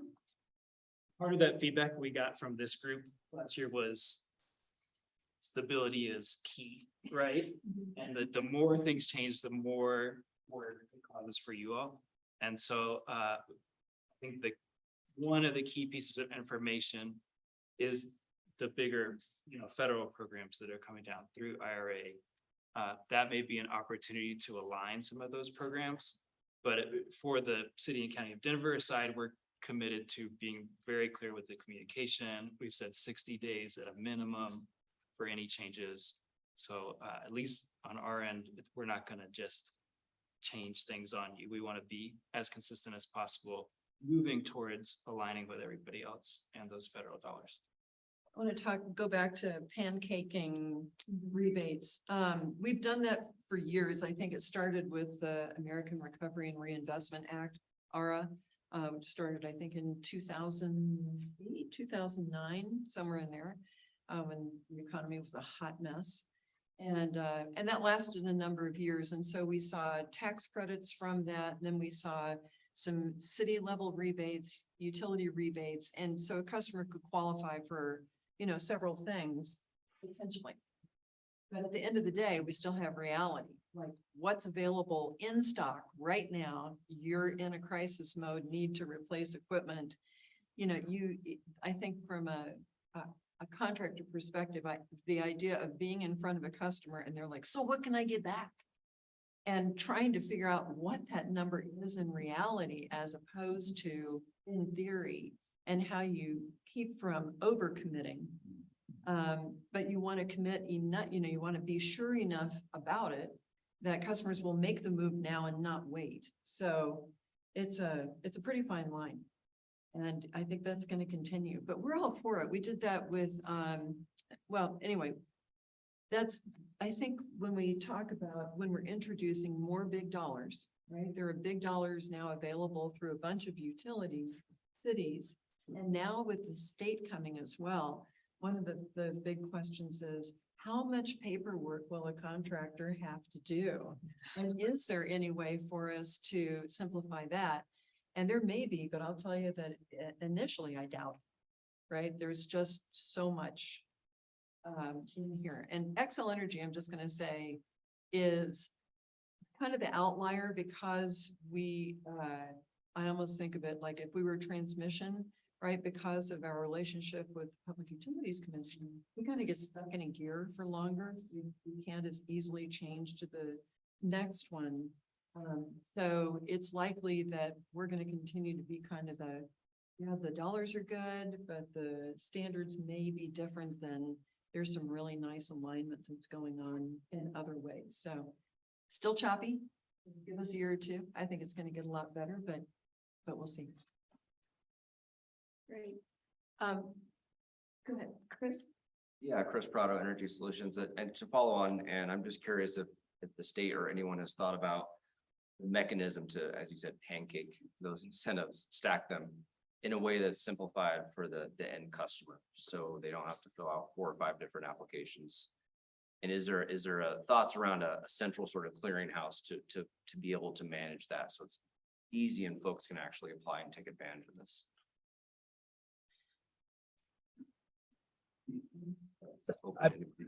Chris, I think Pete and I had a good discussion about this, and they've been working on some ideas. Do you want to chime in, Pete? Yeah, so I'll chime in here quickly. Part of it, we put an example. You're also going to get a PDF email from Tri-State that includes one example of pancaking. Part of this discussion is we have to wait for, as Matt was saying, the DOE to come out with the program rules and the state of Colorado to apply and figure out how that point of purchase could work out. From a utility, what we're working on is basically moving our rebate from a post-purchase to a upfront or instant rebate with a contractor. And so I think there's lots of different opportunities out there. We're working, at least at Tri-State, to align our rebates along with our members' rebates to move them up front and pancake them together. So that takes care of one step. But we really need to wait for more information in terms of being able to pancake maybe that up to $8,000 from the IRA.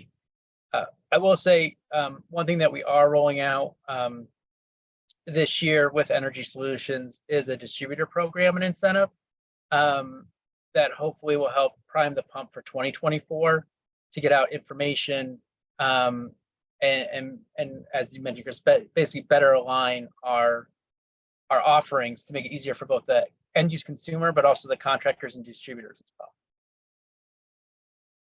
Pete, another question. You had mentioned working on planning like on-bill financing that would go around and help with the rebates, pancaking or stacking. And Yep. I hadn't thought about, I was thinking about, like you're saying, okay, what are the rebates? How are they being rolled out? What type of, where's the locations or one I can go to? But I didn't think about the other types of rebates that would also be additive and helpful. And you had talked about programs around that, like on-bill financing. And I thought, wow, I hadn't thought about that yet. Yeah, so far, basically for our 17 members, we're rolling out on-bill financing. They don't have to participate, but it'll be an option for them. where we could do two things, right? So maybe that $20,000 heat pump project is still going to cost $7,000 or $6,000. And so how do we help make sure that happens quickly? And so if we can offer on-bill financing, interest rates from 2.5, no greater than 5%, not based on credit score. So we're going to capture a lot more of our population.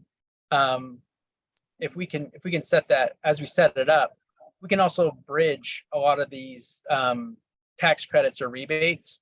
And therefore, we're taking on the risk as a utility, but you can, as Patricia's mentioned, we can maybe stack all these in the on-bill program, bridge them together for the contractor, and then as maybe it's not as smooth as what we hope it is, we can at least make it smooth on the front end for the consumer, so they're only financing $6,000 or $7,000 while we wait for the rebates to come in.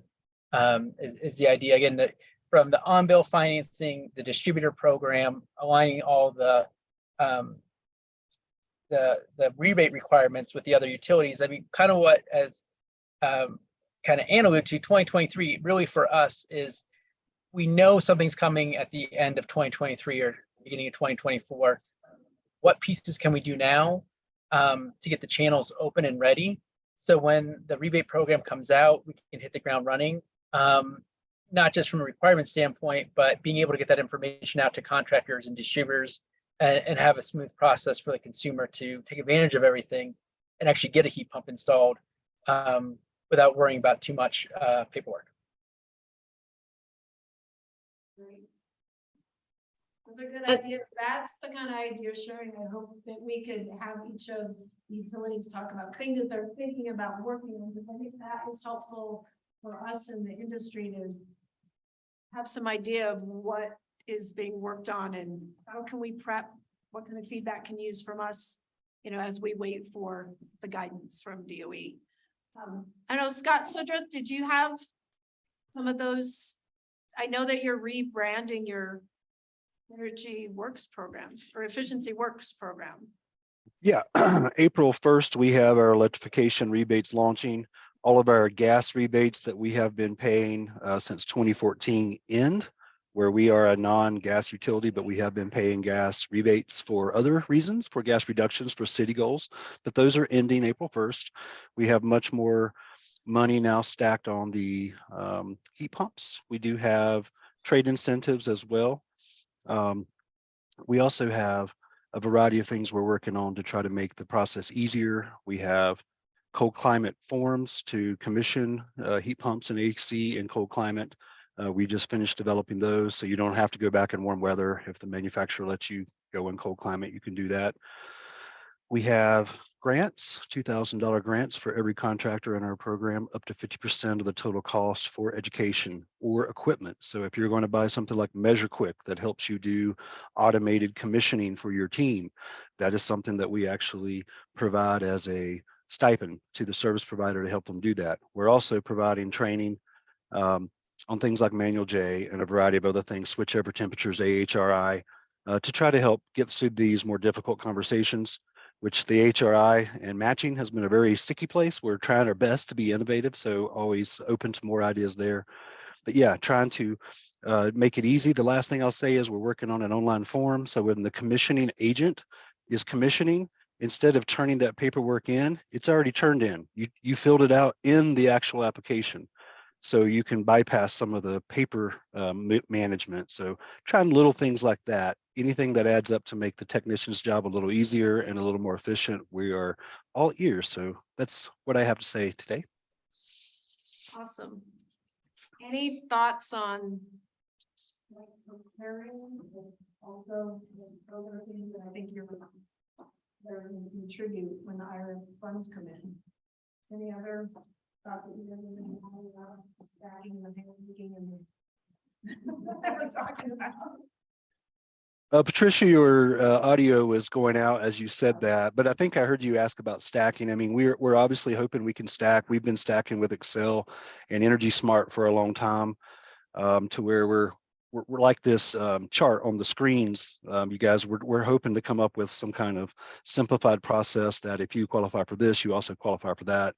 So the stacking is on our radar. We're hoping that the IRA comes out in a way that it's not a lot easier than what we have, because that would be a problem. People would bypass our complicated processes if it was easier. So that's why everyone is saying we're waiting to the end of the year to make sure we know what that looks like. At the moment, it looks like we're under the IRA's complication, where we're the easier path and IRA is sort of the highest path. But until that all comes out, we won't know for sure. So we do hope stacking works, and we're anticipating sharing how that happens as soon as we learn as well. Right. Kyle from Holy Cross. Have you guys been kicking around some ideas? Yeah, so I'm admittedly somewhat new to Holy Cross, but yeah, certainly kind of echoing what Peter's saying, we're all in holding pattern as it pertains to the IRA rollouts. As for stacking internally, we are working with our local nonprofit partners in the Aspen area. We work with CORE. Over on the Eagle Valley side, we work with Walking Mountain Science Center. And then as we kind of move down Valley, we work with CLEAR. And we are in the process of, when you go to any one of their respective portals for their rebates, which are stackable with Holy Crosses, ideally that will all be input into our system, and we'll be able to process rebates more efficiently that way. So that is happening right now. As far as any other updates, I actually have a meeting with Peter to discuss some possible on-bill on next week. We already have an on-bill structure for our battery programs, and definitely interested in exploring those options for heat pumps as well. Other than that, yeah, I think we're, like everyone, kind of in holding pattern to see what IRA comes up with. And what, and in terms of, have I missed anybody? In terms of what we could communicate now, I think in what Matt was talking about, I'm wondering if when we keep saying we're in a holding pattern, when I listen to you guys all talk, I don't feel like you're in a holding pattern. You know, because you're already thinking about it. You have solutions. You're adjusting your programs now to make them more accommodating for when IRA comes through. So I'm wondering if we all need to be working. I mean, this is something we can tackle in the Belco Quality Install Committee.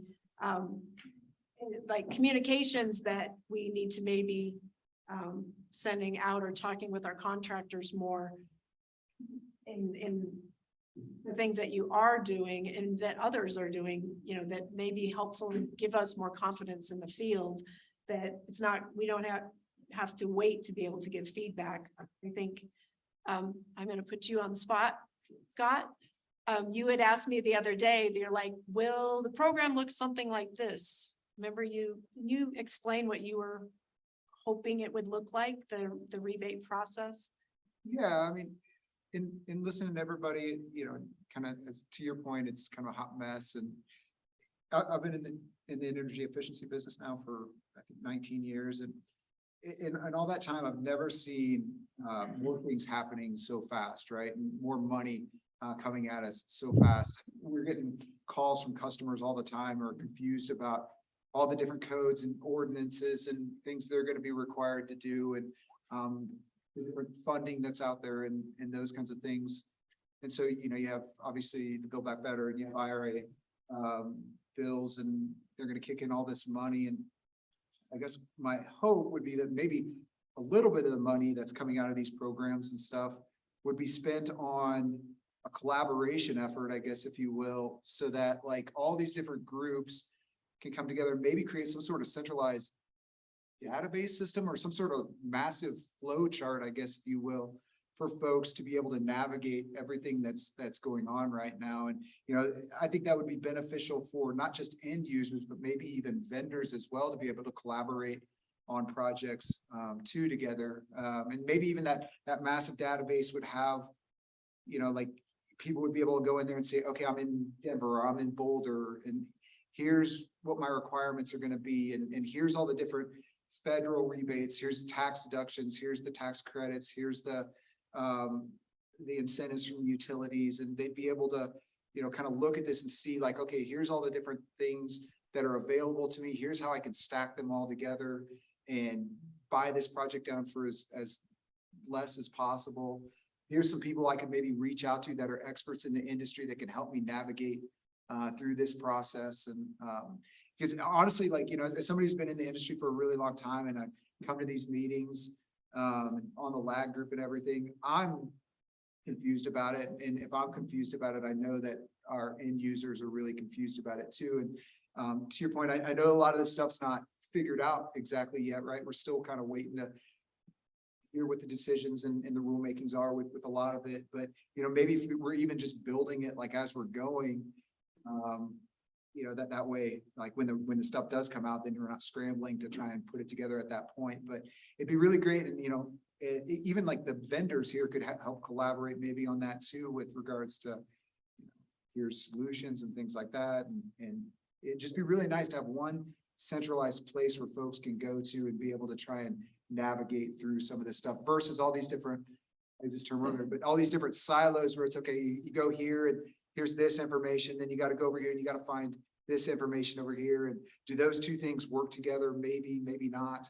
Who do we call to figure that out if we can pancake those things together? So yeah, it'd be really nice if just a little bit of the money was spent on a collaboration effort, I guess, and communication effort or education for folks. A one-stop shop. Yeah, like a one-stop shop. Centralized location. Yeah, right. Yeah, to your point, Scott, there is sort of a model for this, or there are models that exist apart from IRA funding in other parts of the country. In particular, California has a website called switcheson.org, where all this information is centralized for contractors, consumers. They can understand the process because they have a statewide market transformation initiative for heat pumps and water heating. And that's one of the public facing sites where you can understand where all this comes from. So I think that's a model that's potentially worth looking at, because otherwise we want to transform the market. It's not going to happen when you have to fill out 5 pieces of paperwork and look here and look there. It needs to be centralized. Yeah, and that's a great point too, that just the paperwork, the administrative burden of it. If there's some way to consolidate paperwork and simplify that process, because, you know, we handle a lot of that for our customers. I'm sure a lot of other folks in this room do that too. And it would be really nice to not have to fill out 5 different forms and maybe fill out 2 forms or whatever it might be in these when we're doing all this work. If I may, it seems to me, if I were sitting in a contractor's shoes, that I would be looking at where's the biggest bang for the buck for my admin time. And that it's possible that some money is going to be left on the table if it's too complicated to do multiples, right? So yeah, there's a lot at stake in getting it right. That's for sure. Can I add the complication of, and then we have market rate and we have income qualified programs, right? And we've got a massive, like, I think those, trying to keep those straight in everybody's mind. Like that rumor of $8,000 for heat pumps, that's not market rate IRA funds, right? Or tax credits. It's 2,000.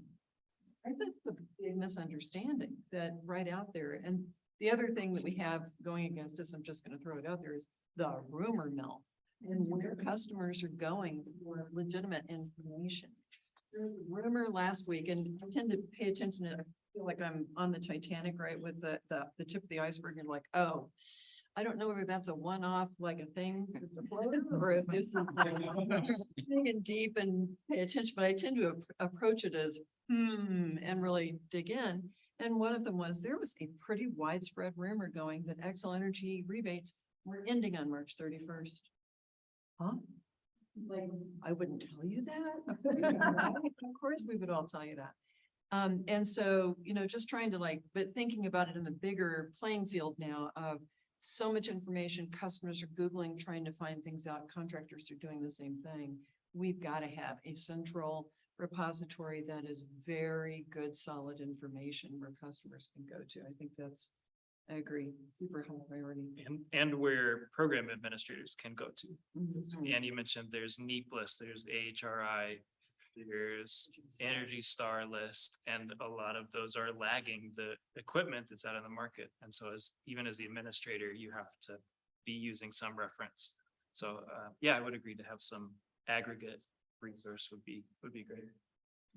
But what I hear is we need to start communicating now, not wait till those funds are. You know what I mean? I think I'm wondering if the communication between our utilities and our cities, we're communicating, but we're not communicating out to the field yet. And there's not one place to go to get the information. So I don't know if that's something, I think that is coming through loud and clear that we need to figure out how to communicate now. Because if we just wait till after you get the funds, if we can align and know what all of our interests are between each utility and each city and all these different programs, then at least we'll be aligned when the money comes in. And will we have a communication mechanism and get something going now? Yes, that's a question. We do know right now about so there's 2 rebate programs that are going to be administered by the Colorado Energy Office through IRA, in addition to the contractor training. So one of them is really for like appliance rebates. Both of them, I should say, are income based. So that's a layer that needs to be considered. One of them is really rebates for appliances, income based, so it varies on the amount that you can get per appliance. The other one is a performance based or a model based on energy savings. So that's 2 layers of complexity that need to be considered. And we are definitely fielding a lot of calls, so I make sure that I express those 2 things right away because I want to share that. But that's about the level that we know about the programs.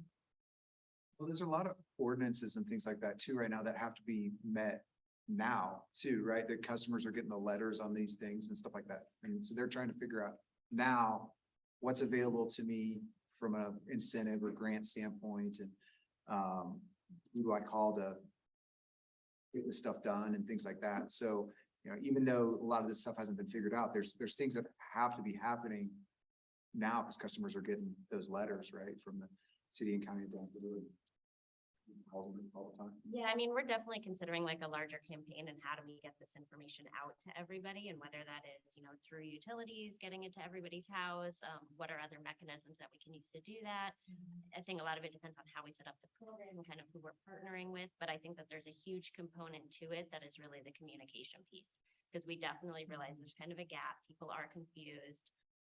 I definitely related to, what the gentleman was saying before about how people are just grateful to even understand like the timeline and what the process is, even though it's a lot of we don't knows, but there's some milestones that we do know. There's a little bit that we know about the programs. And so we're trying to work on that and build it as we go. And I think that there's a huge space there really to work on kind of the communication piece of it. Yeah. Can I talk about contractor training for a minute in the slides? Do we have time? Yes, I just want to let you know that we have like 1 minute left. I was just checking the time and I'm like, so I think we have to formally do an ending. And if Eric, can we stay and talk for 15 more minutes? Isn't? Okay. So if you guys would like, so I just want to say thank you. I hope today has been very informative and helping us all to wrap our arms around this and what we can, how we can all work together.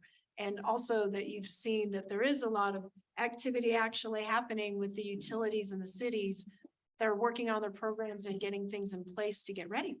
I think that's a really great message that we need to carry forward.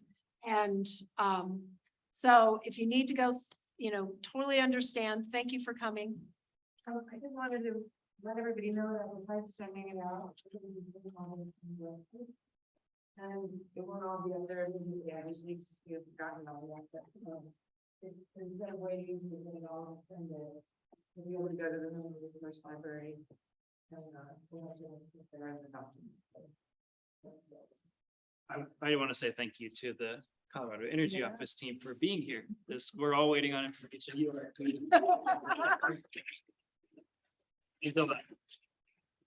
We're in a tough spot, but we're excited you're here. I'm happy to be here. We're really happy to hear from you guys because we do want feedback about how to go. So thank you for inviting us. Absolutely. Just a real quick, just 1 minute. I think this is a real critically important topic, is trying to figure out how these rebates work. And once we receive guidance, once we get to implementation, then it's my time to shine, right?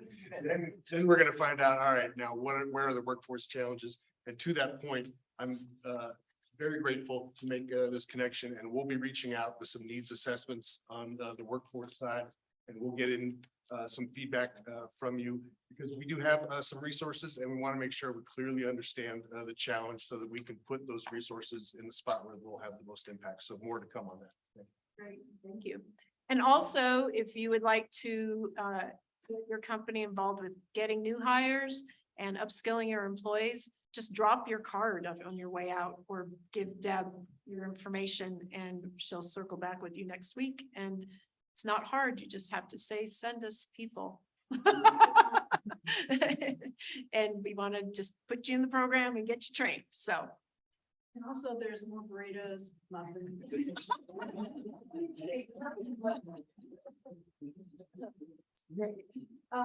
Yes, and Anne sent over a lot of great information. I think you wanted to mention it to everybody. So if you need to go, we understand. Thank you for coming. If you want to stay for just a little bit, and if the utilities have a little bit more they want to tell you about on their program side.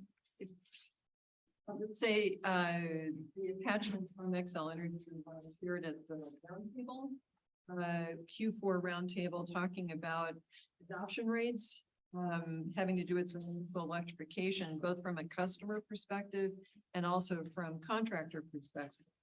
And so we do, some of that data analysis, but then we also took a look at what the projections are and how the past can inform the future. And the workforce development is so key that we have, enough people to actually install heat pumps and do it well. But we also are looking at sort of when you look at the market as a whole and how many contractors are involved in our AC rebates, which requires quality installation, right? It's this much, it's a fraction, right? The amount of rebates that we give for AC systems is only like, it was 6,500, 6,400 last year. Well, what do we have going in market? 35 to 45,000 air conditioners. So we're only capturing a part of the trades and the customers being interested in efficiency. So, thinking about the hill that we're climbing with heat pumps, they don't understand it. It operates differently. It's more complex. If I hear anybody tell me, oh, it's just a reversing valve, I'm just doing that. I mean, come on, it is so much more complex. So anyway, I hope you'll take a look at those slides. I think they're pretty informative. And be welcome to hear your questions and feedback. I am actively pursuing feedback for the next contractor training. And by contractor training, I mean Excel Energy sponsors. We bring in experts. I usually do one in the spring and one in the fall. And this spring, I got it done early thinking I was doing really well. And the contractors were like, we cannot wait until fall to do a deep dive on heat pump water heaters and backup heat for heat pumps and controls.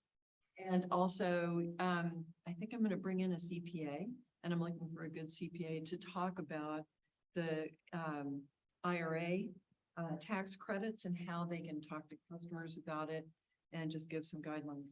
But I want specific information, please, about what are your questions about any of those topics. So backup heat, heat pump water heaters, if we're doing a deep dive, controls, what do you want to know? Because the better I scope it for the experts, the better a delivery job they do. And I need to act fast. We're going to do that one in May. Thanks. Great. Any other questions or comments from our virtual speakers?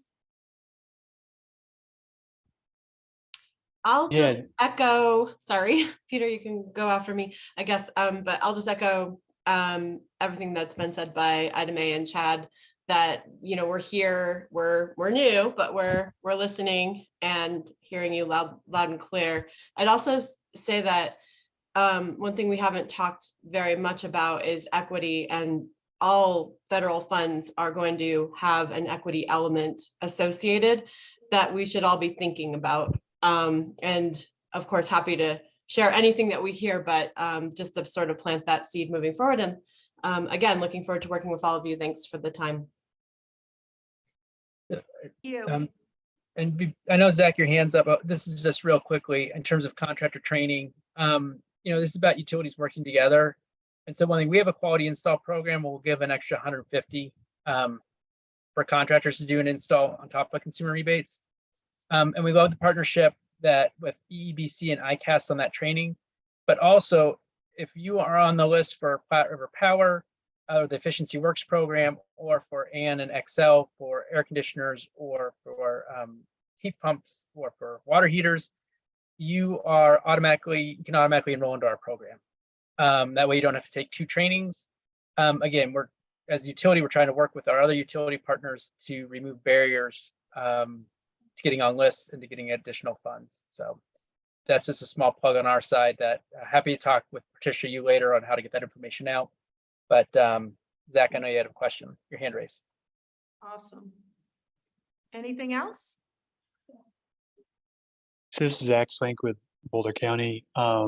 Somewhere along the way, I saw that Colorado is expected to get around 70 million for HERA. If you do the math on that, low income, below 80% AMI could get $8,000 for heat pump. 150% AMI can get $4,000. You divide 70 million by $8,000, you get just about 9,000 homes that could be served with that program. If you divide by $4,000 for 150% AMI, you're looking at 17,500. And that's if all of those funds only went to heat pumps and none of the other eligible uses of those funds. So like when I did that, that really struck me as like, certainly this is, happy to have the money flowing into Colorado, but a maximum of 17,000 homes served across the state by this program is a different reality than I think, well, certainly what I had in my head and what I hear a lot of others have in their head. So in terms of like the waiting for HERA, when it happens, it's going to be awesome and it's going to be great for those customers, but it is definitely a finite number. Yeah, it is about $70 million for each of those programs. So collectively, it's Yeah. $100 million for the state, which is nothing to snub at. But when you do pencil it out, I mean, it's a finite amount of money. It's only going to reach so many people.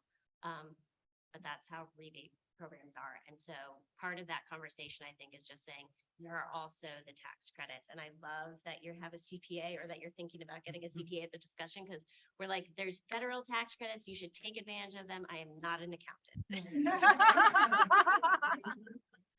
Well, and when Scott and I talked about having a universal, one place to go, he started asking about and the resources. Then you said CPAs and, like a resource list. I'm like, oh, I hadn't thought about not just providing the rebates, but what's the wraparound services? Yeah. Anything else before we convene? Anybody? Okay, great. I do have a question, because we've talked about the Good Green Jobs program since April, but we haven't had many contractors sign up. So we have a question, like we talked about it today. What do we need to do differently to get the contractors to get on board? Because we're providing a service. If we're not providing it in a way that contractors can access, we want to find out. We're just not getting the participation. We thought that if we talked about it, 10 people would go back and talk to Deb at the end of the meeting, but that hasn't been happening. So any thoughts on that? My feedback on it, you're talking about like the classes that I started, is that what we're kind of talking about? Yes. I guess, and I thought they were really good. I really did. Like, as I was going through them, I was like, these are really interesting.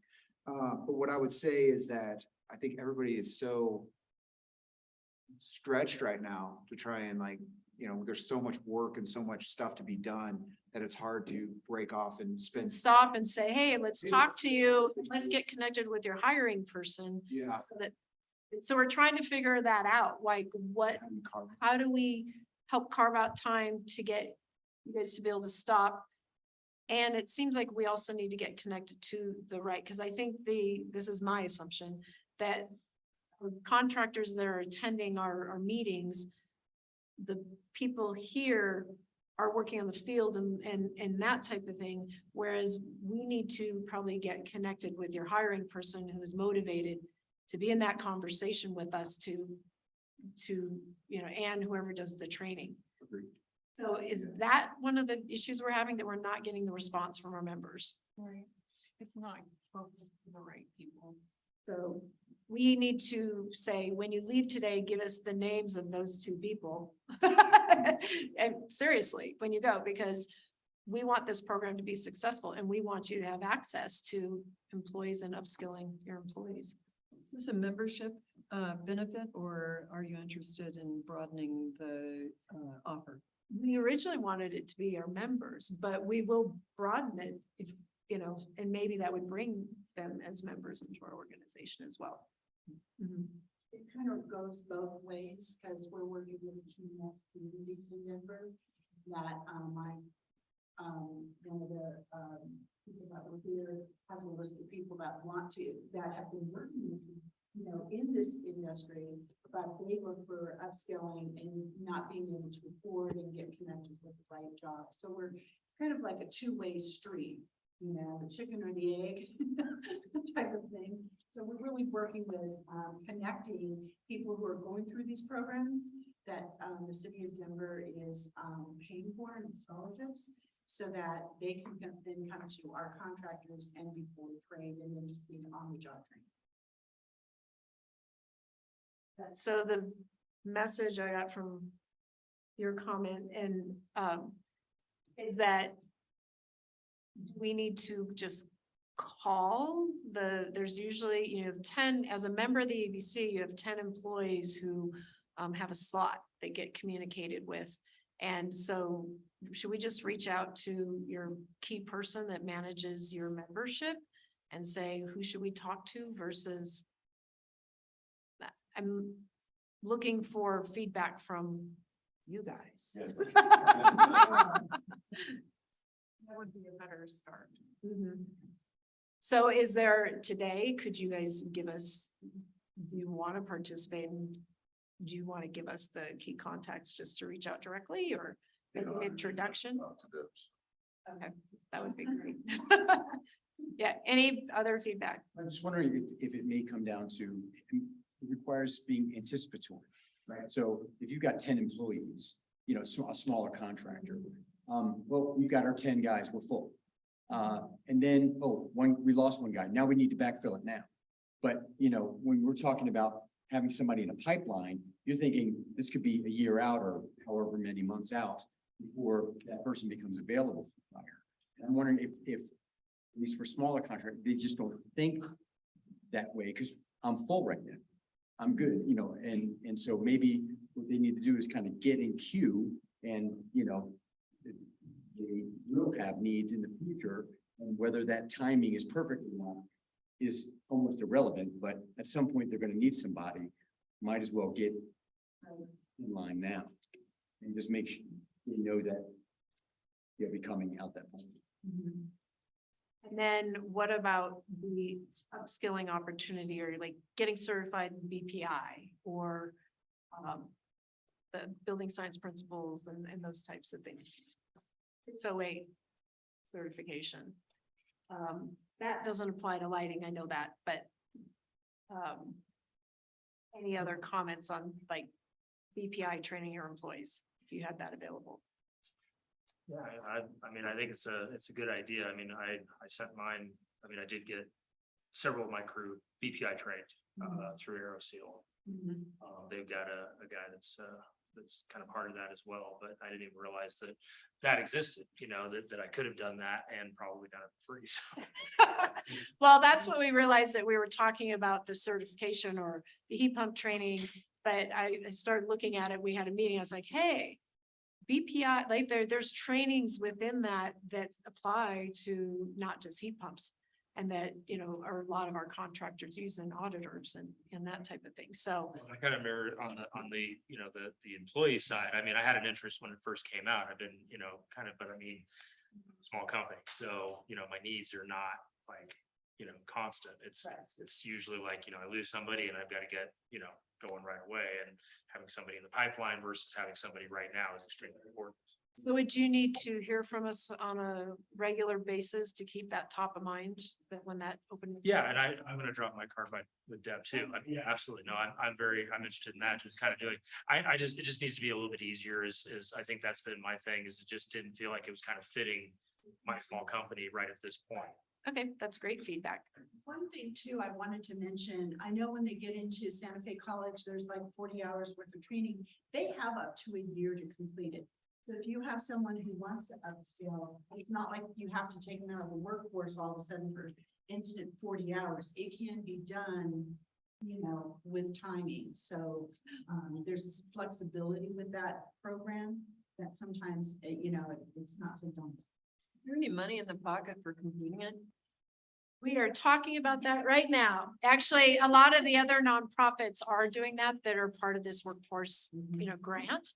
And so we were talking about, if you were rewarded somehow for completing that training and received a stipend of money. Because if you're spending 40 hours or 8 hours on a module or 4, it'd be great if you got paid even just an hourly, so that if you're working 50 hours a week and you put 10 more hours in, you get paid for that too. So yes, so that's great feedback. Everybody who says yes. Say aye.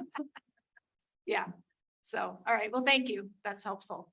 Any other things you want us to say before we go? This has been great and super appreciate you staying in, and all the feedback and the discussion today has been very helpful, and I think it's been helpful for all of us. So appreciate it. Thank you. Thank you. All right.